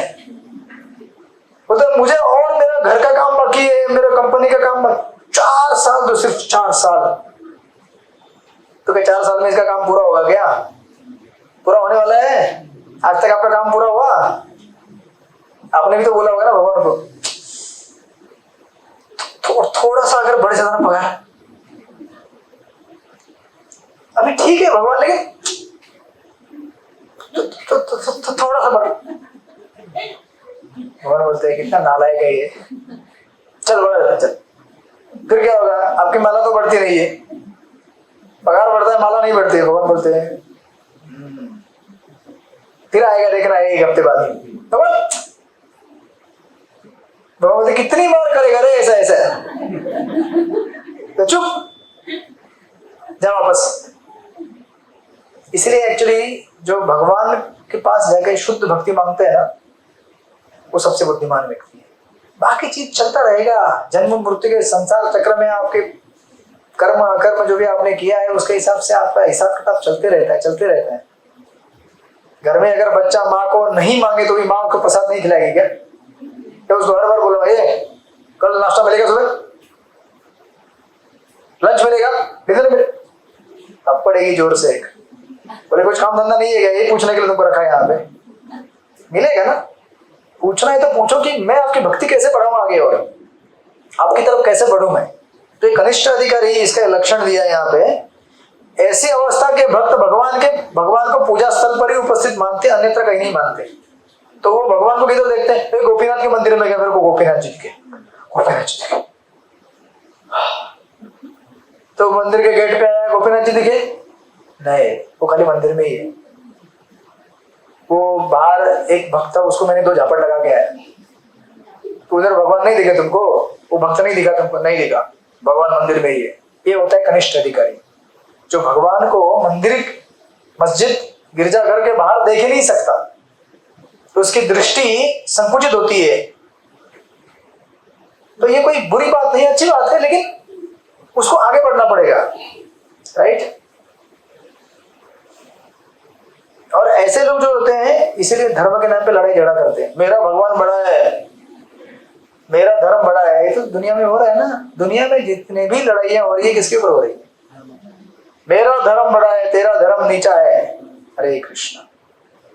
आप समझे ही क्या? फिर धर्म के नाम पे लोगों को कत्ल करोगे तो आपको धर्म क्या है समझ में नहीं आया। धर्म पहले सिखाता है कि आप पशुवत मत रहो, इंसान बनो। लेकिन मैं इंसान बनने के लिए रेडी नहीं हूं।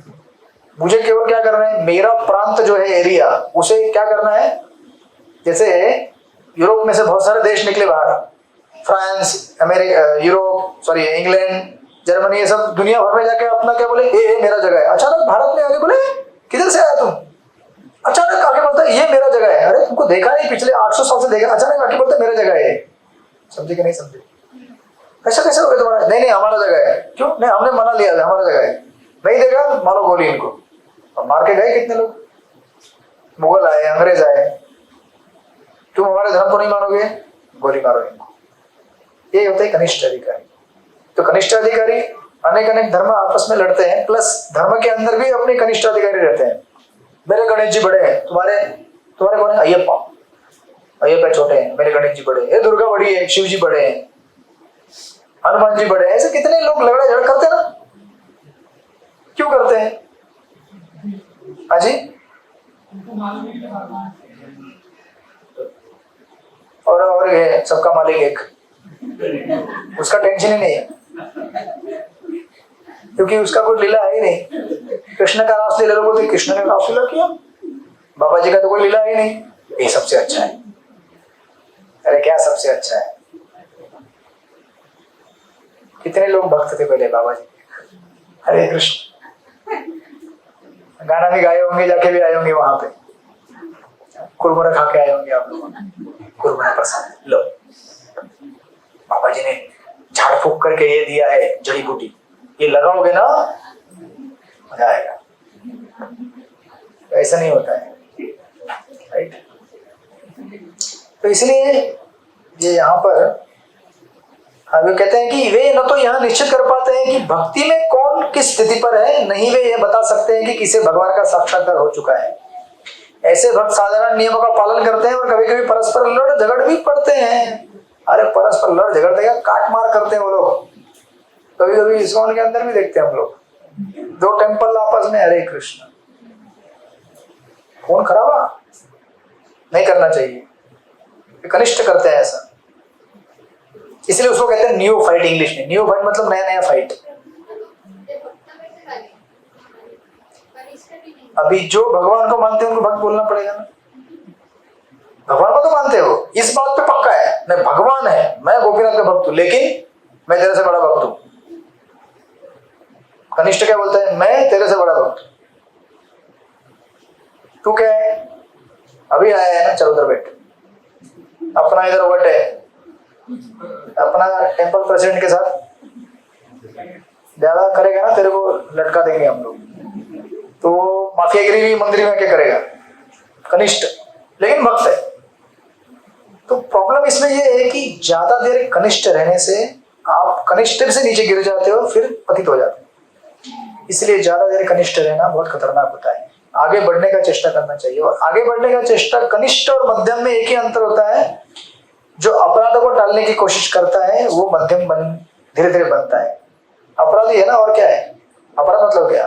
दूसरे भक्तों को कम देखना, मैं बड़ा देखना, ये सबसे पहला अपराध अगर टालने की कोशिश करेंगे हम, वैष्णव अपराध, तो आप धीरे धीरे मध्यम भक्त बनने जा रहे हैं, राइट। तो ये कनिष्ठ का ऐसा लक्षण है। वास्तव में ये कनिष्ठ अधिकारी भौतिकवादी भक्त होते हैं, लेकिन भक्त होते हैं। इसे कहते हैं प्राकृत भक्त, मटेरियलिस्टिक डिवोटी। लेकिन डिवोटी क्या करे, डिवोटी है लेकिन भौतिकवादी है, और इनका संग बहुत खतरनाक रहता है। ये लोग कभी कभी गांजा चरस भी पी लेते हैं, मालूम है नहीं पीना चाहिए, फिर भी नशा भी कर लेते हैं, 4 नियम तोड़ देते हैं, लेकिन डिवोटी है। अब बोलेंगे ऐसे कैसे डिवोटी होता है यार, नशा भी करेगा फिर भी डिवोटी हो गया? क्योंकि भगवान को मानता है, लेकिन भक्ति में प्रगति नहीं कर पा रहे हो, तो स्टेडी नहीं रहता बेचारा, वो अनस्टेडी रहता है। कभी एकदम हृदय के अंदर वो क्या बोलते हैं, ज्वालामुखी फट जाता है तो बोलता है 200 माला करूंगा आज, फिर ज्वालामुखी ठंडा हो जाता है, पिछले 1 हफ्ते से एक भी माला नहीं किया। वैसे भी भक्त होते हैं। तो ऐसा इसलिए होता है क्योंकि हम लोग भक्ति के स्तर को अगर हम शास्त्रों के द्वारा नहीं जानने का चेष्टा करें तो हम प्रॉब्लम में आ सकते हैं। इसलिए मैं कहता हूँ कि बार बार प्रभुपाद को सुनो, प्रभुपाद के लेक्चर सुनो, प्रभुपाद की पुस्तकें पढ़ो, गुरु महाराज को सुनो, क्योंकि वो आपको सीधा शुद्ध भक्ति बताते हैं। बाकी मेरा कैपेसिटी कितना है, लेक्चर में एक स्टेटमेंट शुद्ध भक्ति का तो 50 स्टेटमेंट मजा मस्ती वाले, तो आप क्या ग्रहण करेंगे इसमें से? थोड़ा बहुत मैसेज आएगा, मिलेगा आपको, लेकिन प्रभुपाद का लेक्चर पूरा स्टार्ट टू एंड, ए मूर्ख है तू, ठीक से बैठ, जपा कर, सुबह कितने बजे उठा था, रात को कितने बजे सोया, ये सब कौन पूछेगा? जिसके हिम्मत रहेगा वही पूछेगा ना, जो फॉलो करता है वही पूछेगा ना, जो फॉलो नहीं करता वो कैसे पूछेगा? मैं पिछले 1 हफ्ते से मंगलवाती आया है, हॉस्पिटल में सोया हूँ, तो मैं कैसे पूछ सकता हूँ किसी को कि तू मंगलवाती आया था? कौन पूछेगा? जो रेगुलरली फॉलो करता है वही पूछ सकता है ना। आप लोग बिल्कुल डरना मत, किसी को पूछूंगा, आप लोग भक्ति करते रहो और समझो शास्त्र से प्रॉपर हमें क्या बताने की कोशिश करें। ये मध्यम अधिकारी, सॉरी, ये कनिष्ठ अधिकारी होता है, और ऐसा कनिष्ठ अधिकारी भक्तिविनोद ठाकुर कहते हैं, 10-15 मिनट पूरा हो जाएगा, 10 मिनट नहीं, भक्तिविनोद ठाकुर कहते हैं। मैम हरे कृष्ण प्रभु जी, हाँ माताजी ये बोलिए। कनिष्ठ अधिकारी में इसको अहंकार में आता है माता प्रभु जी, सॉरी अहंकार वस्तु करते हैं प्रभु जी ना। अरे अहंकार ही होता है इसके पास, जी प्रभु, और कुछ होता ही नहीं है। तो उसको लगता है कि मेरे जैसा डिवोटी कोई नहीं है, बोलता है I am the first class devotee, और दूसरे भक्तों में दोष ढूंढता है। और वो क्या करता है, अगर समझो प्योर डिवोटी कोई सन्यासी है, सन्यासी आ गया, और साथ में दूसरा कोई डिवोटी है, चल रहे सन्यासी, तो मतलब क्या है, वो आप प्रणाम करो, वो करना ही है आपको, लेकिन दूसरा भक्त जो है उसको आप गाली दोगे तो वो गुरु महाराज को कैसा लगेगा? बोलेंगे यार ये मेरे दूसरे डिसाइपल को गाली देता है और मुझे दंडवत देता है, इसमें मजा क्या है?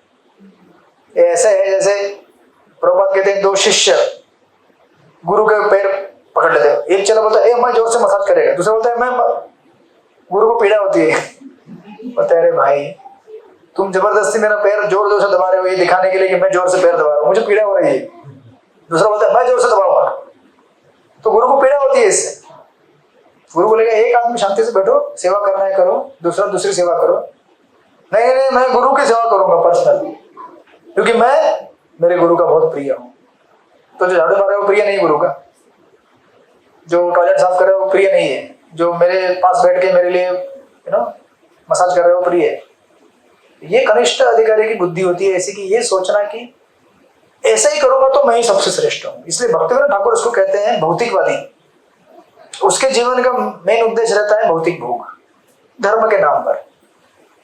तो मंदिर आएगा, 16 माला करेगा, 16 माला भी करेगा वो, लेकिन उद्देश्य क्या है?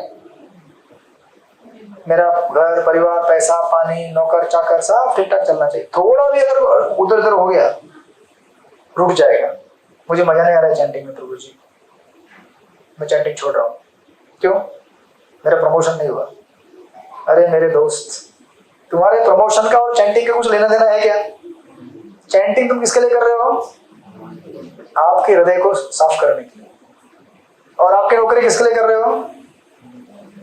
संसार में आपका जो है चल रहा है घर परिवार, उसके लिए करो। उसका चैंटिंग का क्या लेना देना है? तुमको संसार से मुक्त नहीं होना है क्या? इधर ही बैठना है?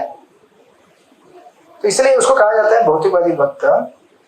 और भक्त ठाकुर कहते हैं these people think that there are many pleasurable and enjoyable things in life and one of the good thing is religion। तो संसार में बहुत सारी अच्छी चीजें हैं, उसमें धर्म भी अच्छा है। तो ये लोग क्या करते हैं?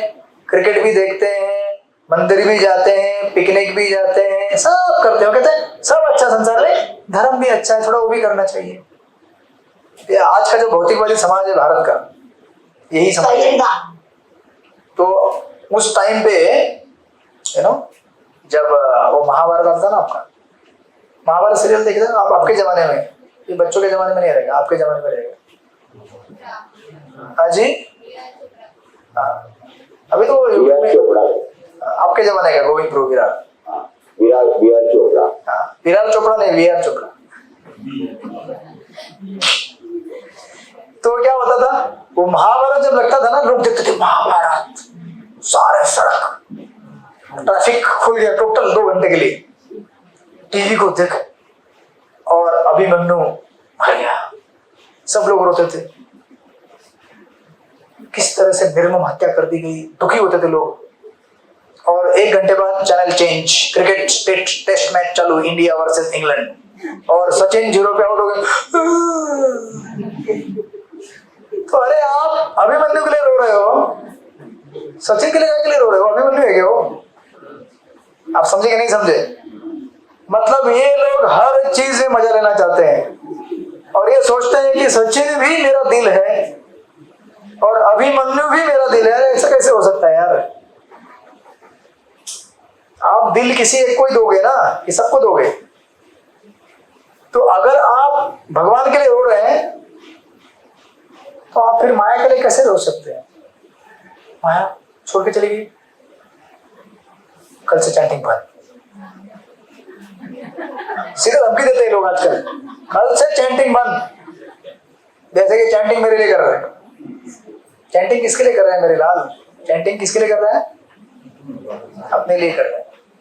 और आज नहीं मालूम पड़ेगा आपको, आज से 20 साल बाद मालूम पड़ेगा कि चैंटिंग ने आपको क्या काम दिया है, इस चैंटिंग ने आपको किस मुकाम पे लेके गया है। जीवन में जब आपके सबसे खतरनाक से खतरनाक समय आने वाला था, उस समय ये चैंटिंग आपको हृदय से प्रकट होगा, बोलेगा मैं हूं ना तेरे साथ। पैसा जमा किया था ना, रिटर्न।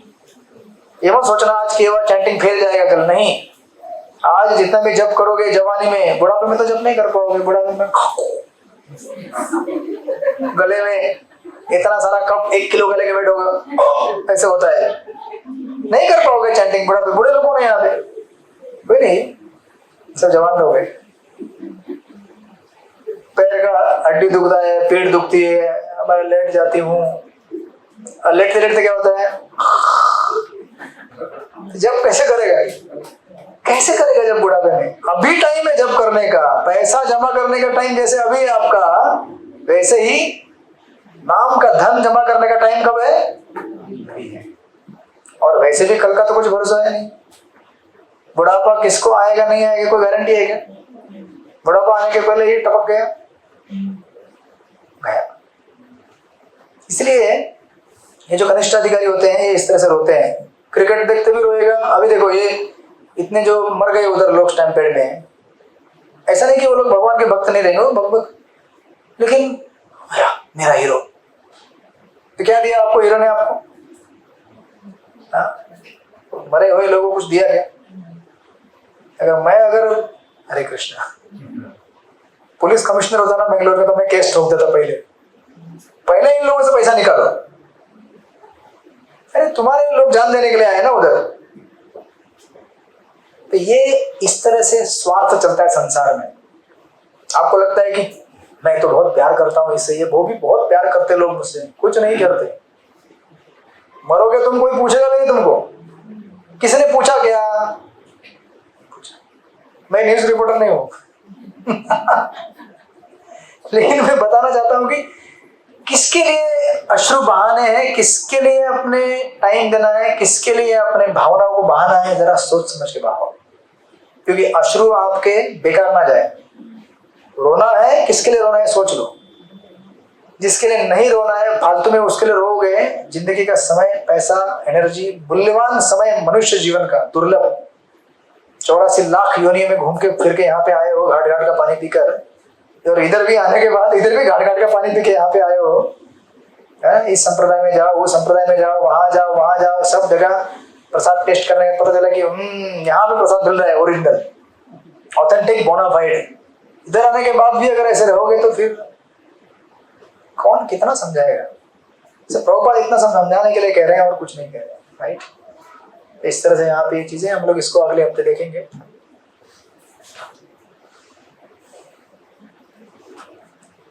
किसी का कोई प्रश्न, कोई जिज्ञासा, बोलिए। सब अच्छा होगा प्रभु जी, दंडवत प्रणाम। सब अच्छा होगा, टेंशन मत लीजिएगा। लेकिन हमें जानना चाहिए हम किसके लिए यहाँ पे आए हैं, क्या करना चाहते हैं, राइट? सब अच्छा होगा। गोपीनाथ जी से प्रार्थना कर रहा हूँ। हाँ बोलिए माता जी। प्रभु जी प्रणाम। प्रभु जी, आपने सार रूप में 4 लक्षण बताए इसमें प्रभु जी, कनिष्ठ अधिकारी के। हाँ कि बोलिए। वो अपनी इच्छाओं की पूर्ति करने के लिए भक्ति करता है, वो दूसरे को सम्मान नहीं देता है, उच्च भक्त आता है तो उसे सम्मान देता है, और वो भौतिकवादी ही रहते हैं क्योंकि उसकी भौतिक इच्छा रहती है। ये 4 लक्षण बराबर है प्रभु जी? बराबर है। आप और भी जोड़ सकते हैं, ये तो मैंने जस्ट प्रिंसिपल बताया। बेसिकली इसके अंदर ना भौतिक भावना रहती है, भौतिकवादी दृष्टि रहती है, चीजों को भौतिक स्तर पे देखता है, तो सोचता है कि मंदिर में ही भगवान है हर जगह। अब ये अगर मंदिर नहीं आएगा तो भक्त नहीं बन पाएगा। तो डेफिनेटली हमें भगवान का मंदिर भगवान में है, वहां पे आने के बाद हम भक्त बनते हैं, लेकिन हमें अपनी दृष्टि को एक्सपैंड करना है कि हम मंदिर में से बाहर निकलने के बाद भी भक्त बने रहे। इसलिए स्पिरिचुअल लाइफ में शॉर्टकट नहीं होता है।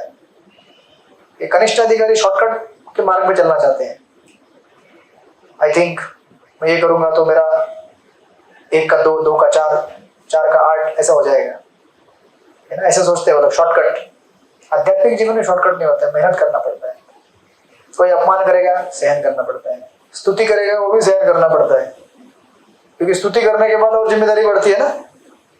आपको 4 लोग अगर फूल माला चढ़ाएंगे तो आपका जिम्मेदारी बढ़ गया।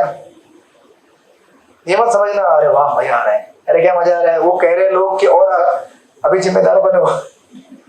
4 माला चढ़ा रहे मतलब लोग बोल रहे हैं और जिम्मेदार बनो अभी, और हमारा और सेवा करो। ऐसा नहीं कह रहा हूं, मतलब लोग आपकी स्तुति करते मतलब आपको कह रहे हैं कि बढ़िया है, टिके रहो ऐसे और लगे रहो, तो मेहनत करना पड़ेगा।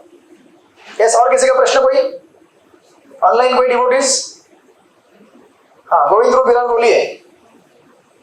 हरे कृष्ण प्रभु। हाँ आपने अभी बताया कि कनिष्ठ अधिकारी भौतिकवादी रहता है, उसमें अहंकार बहुत होता है, तो इसे हम साधक कह सकते हैं क्या? हाँ साधक ही कहते हैं, तो साधक ही होता है, लेकिन वो प्राथमिक स्तर पे साधक है। बेचारा अभी भी हॉस्पिटल में एडमिट हुआ है, तो जैसे हॉस्पिटल में एडमिट हो गया, वो नर्स दवाई देने के लिए आई है, बोलता है नहीं लूंगा मैं इंजेक्शन, मैं बोलते लेना पड़ेगा, मैं लेता हूँ। फिर दूसरे पेशेंट को देता, बोलता है उसको अच्छा बेड क्यों दिया, मेरे को क्यों नहीं दिया? तो ये बोलता है कि पैसा भरो उतना मिलेगा तुमको। फिर तुलना करता है, तो मंदिर में भी आएगा, अपने प्लेट से ज्यादा दूसरे के प्लेट में देखेगा। बोले वो डिवोटी, उसको इतने जल्दी तुमने इंचार्ज कैसे बना दिया? हरे कृष्णा। तो इंचार्ज बनने के बाद ही पीओ डिवोटी बनेगा क्या? जो इंचार्ज नहीं हो पीओ डिवोटी नहीं बनता है क्या? इंचार्ज मतलब क्या है? सेवक है वो बेचारा, सेवा करने के लिए आया है। तो लोग सोचते हैं मेरे को इंचार्ज नहीं बनाया। एक हमारा डिवोटी था, उसको हमने ग्रुप एडमिन से निकाल दिया। मेरे को ग्रुप एडमिन से निकाल दिया तुम लोग? समझते क्या हो तुम लोग? वैसे भी ग्रुप एडमिन था तो कुछ करता नहीं था, जो निकाल दो मेरे को निकाल दिया, तुम लोग ना, मैं देखूंगा तुम लोगों को। मैंने बोला देख ले, अच्छी तरह देख ले। तो आप भक्ति को अगर ऐसे भौतिक स्तर पर लेके आओगे कि वो मंदिर में बड़ा अधिकारी है तो भक्त है, ऐसा नहीं होता है। भगवान की नजर में सब भक्त हैं, लेकिन हमारी दृष्टि खराब है तो हम क्या करेंगे इस तरह से। तो ये बनेगा धीरे धीरे, अच्छा भक्त बनेगा, डोंट वरी। अगले हफ्ते मध्यम अधिकारी बन जाएगा, उसके और कनिष्ठ अधिकारी तक भी चला जाएगा वो। ठीक है, ओके। तो अभी आपकी तबीयत कैसी है? अभी तो दिख रही है आपको, अच्छी है, बहुत बहुत अच्छी दिख रही है। लेकिन हमने ऑब्जर्व किया है कि 2-4 लेक्चर में आप बीच बीच में खांसते थे, आज आपको बिल्कुल खांसी नहीं आई। बस आपका आशीर्वाद है, गरीब बोला। वैष्णव की कृपा है तो फिर शरीर तंदुरुस्त है तो सेवा कर पा रहा हूँ। आप लोग प्रार्थना कीजिए कि सेवा करने के लिए तंदुरुस्त रहो। Thank you for your. Hare Krishna. ठीक है, तो हम लोग अगले हफ्ते मिलेंगे और इसको आगे बढ़ाएंगे। श्रील प्रभुपाद की जय। अच्छा, क्वेश्चन है आपका, बोलिए रेणुका माता जी। हरी बोल। हाँ बोलिए बोलिए। Prabhu ji, how to self-evaluate what stage we are? Self-evaluation. तो आप देख लीजिए, अगले हफ्ते तक आपको सारे लक्षण पता चलेंगे, कनिष्ठ अधिकारी, मध्यम अधिकारी, उत्तम अधिकारी। फिर आप अपना एनालिसिस कर सकते हैं कि आप कौन से स्तर पे हैं। तो अभी तो आज खाली कनिष्ठ का बता दिया, तो ये लक्षण आपके अंदर है तो आप समझ जाइए कि मैं कनिष्ठ हूँ। नहीं है तो आप समझ जाइए कि ओ आई थिंक लगता है मैं मध्यम हूँ। तो अगले हफ्ते तक वेट करना पड़ेगा मध्यम के लक्षण जानने के लिए। अरे मध्यम के भी गुण नहीं मेरे अंदर, लगता है मैं उत्तम हूँ। तो अगले हफ्ते में उत्तम अधिकारी बन जाएगा लग रहा है मेरे को। लेकिन उत्तम अधिकारी पता चलेगा तो गुण पता, अरे ये भी नहीं है तो समझ जाएगा अरे बाप रे, मैं तो कनिष्ठ भी नहीं, मध्यम भी नहीं, उत्तम भी नहीं, मैं तो अरे बाप रे डिवोटी नहीं हूं मैं। तो इंतजार कीजिए, अगले हफ्ते में मालूम पड़ेगा आप मध्यम है कि उत्तम है। उसको उत्तम करना ही नहीं, बट अगर आप जैसे बोले ना, कोई समझ लेते कि उत्तम अधिकारी को कुछ में है ऐसे, तो हम हमारे अंदर तो अहंकार आ गया, तो हम मतलब आपको लगेगा कि मेरे अंदर उत्तम अधिकारी, ऐसा किसी को लगता है, मतलब ये जो ऐसा किसी को लगेगा कि मेरे अंदर उत्तम अधिकारी गुण आए हैं तो वो भक्त कैसे बन गया आप बोल रहे हैं। और नहीं, अभी अपने तो इनका प्रश्न क्या था ये बताना जरा। ये 3 के अधिकारी के स्तर है, वो हम आपने बोला था कि दूसरे के इसमें नहीं देखना है, खुद का एनालिसिस करना है। तो हम जो भी भक्त सोचता है मैं मध्यम बन गया, तो वो तो उसमें अहंकार आ गया। हाँ, तो ये कैसे, देखिए इसीलिए ना ये माता जी का प्रश्न है कि अगर हम अपने अंदर एक गुण ढूंढे कि मैं उत्तम हूँ, मध्यम हूँ कि कनिष्ठ हूँ, तो अरे अगर मैं मध्यम हूँ तो फिर मैं मध्यम, अरे मैं उत्तम, तो फिर वो भक्त कैसे बन गया, अपने आप को उत्तम समझ रहे हैं। तो ये देखिए, ये जो गुण है ना, ये ऐसे है जैसे आपको कोई बीमारी होता है ना, समझो आपको किसी को कोरोना हो गया तो आप टेस्टिंग करते हैं ना, तो टेस्टिंग करने के बाद आप ये नहीं बोलते उछल के मेरे को कोरोना नहीं है, मेरे को कोरोना नहीं है। तो वैसे ही आप अरे मैं कनिष्ठ नहीं हूँ, मैं उत्तम हूँ, उत्तम हूँ। भक्ति में थोड़ा उल्टा है, जिसको मालूम पड़ता है कि मैं एक्चुअली उसको उत्तम कभी अपने को उत्तम बोलता नहीं, ये सबसे पहला लक्षण होता है उत्तम अधिकारी का। जो अपने आप को बोलता है उत्तम अधिकारी है, वो उत्तम अधिकारी नहीं है, वो पक्का कनिष्ठ अधिकारी है। तो ये उल्टा है यहाँ पे टोटल। जो उसके अंदर गुण होता है ना, वो कभी उसको लगता ही नहीं कि मैं हूं करके। प्रभुपाद ने कभी बोला क्या मैं प्योर डिवोटी हूं करके? हाँ, 1-2 जगह पे बोलते थे, वो किसके लिए, वो भी लोगों को समझाने के लिए कि प्योर डिवोटी कौन होता है। एक बार ऐसे कोई डिवोटी बोल रहे थे कुछ इस्कॉन में ये है वैसे, तो प्रभुपाद बोले चुप, इस्कॉन में एक ही डिवोटी और वो मैं हूँ। तो ऐसा एक कोई 2-3 जगह पे प्रभुपाद बोलते थे ऐसा।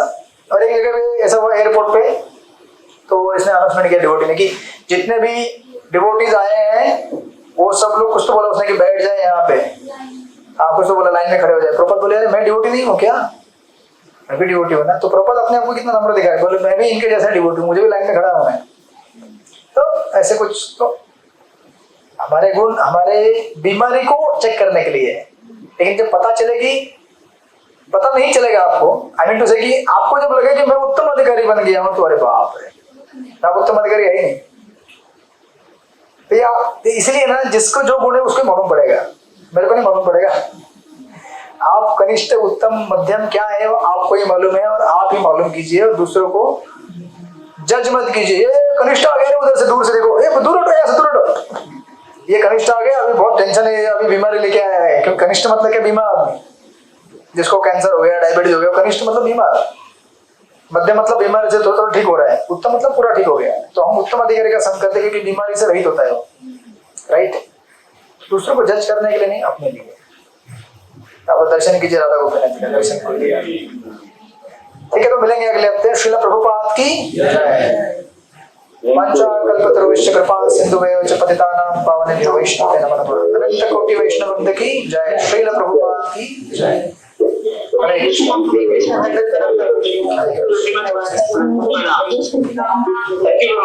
हरे कृष्ण। हरे कृष्ण प्रभु जी दंडवत प्रणाम।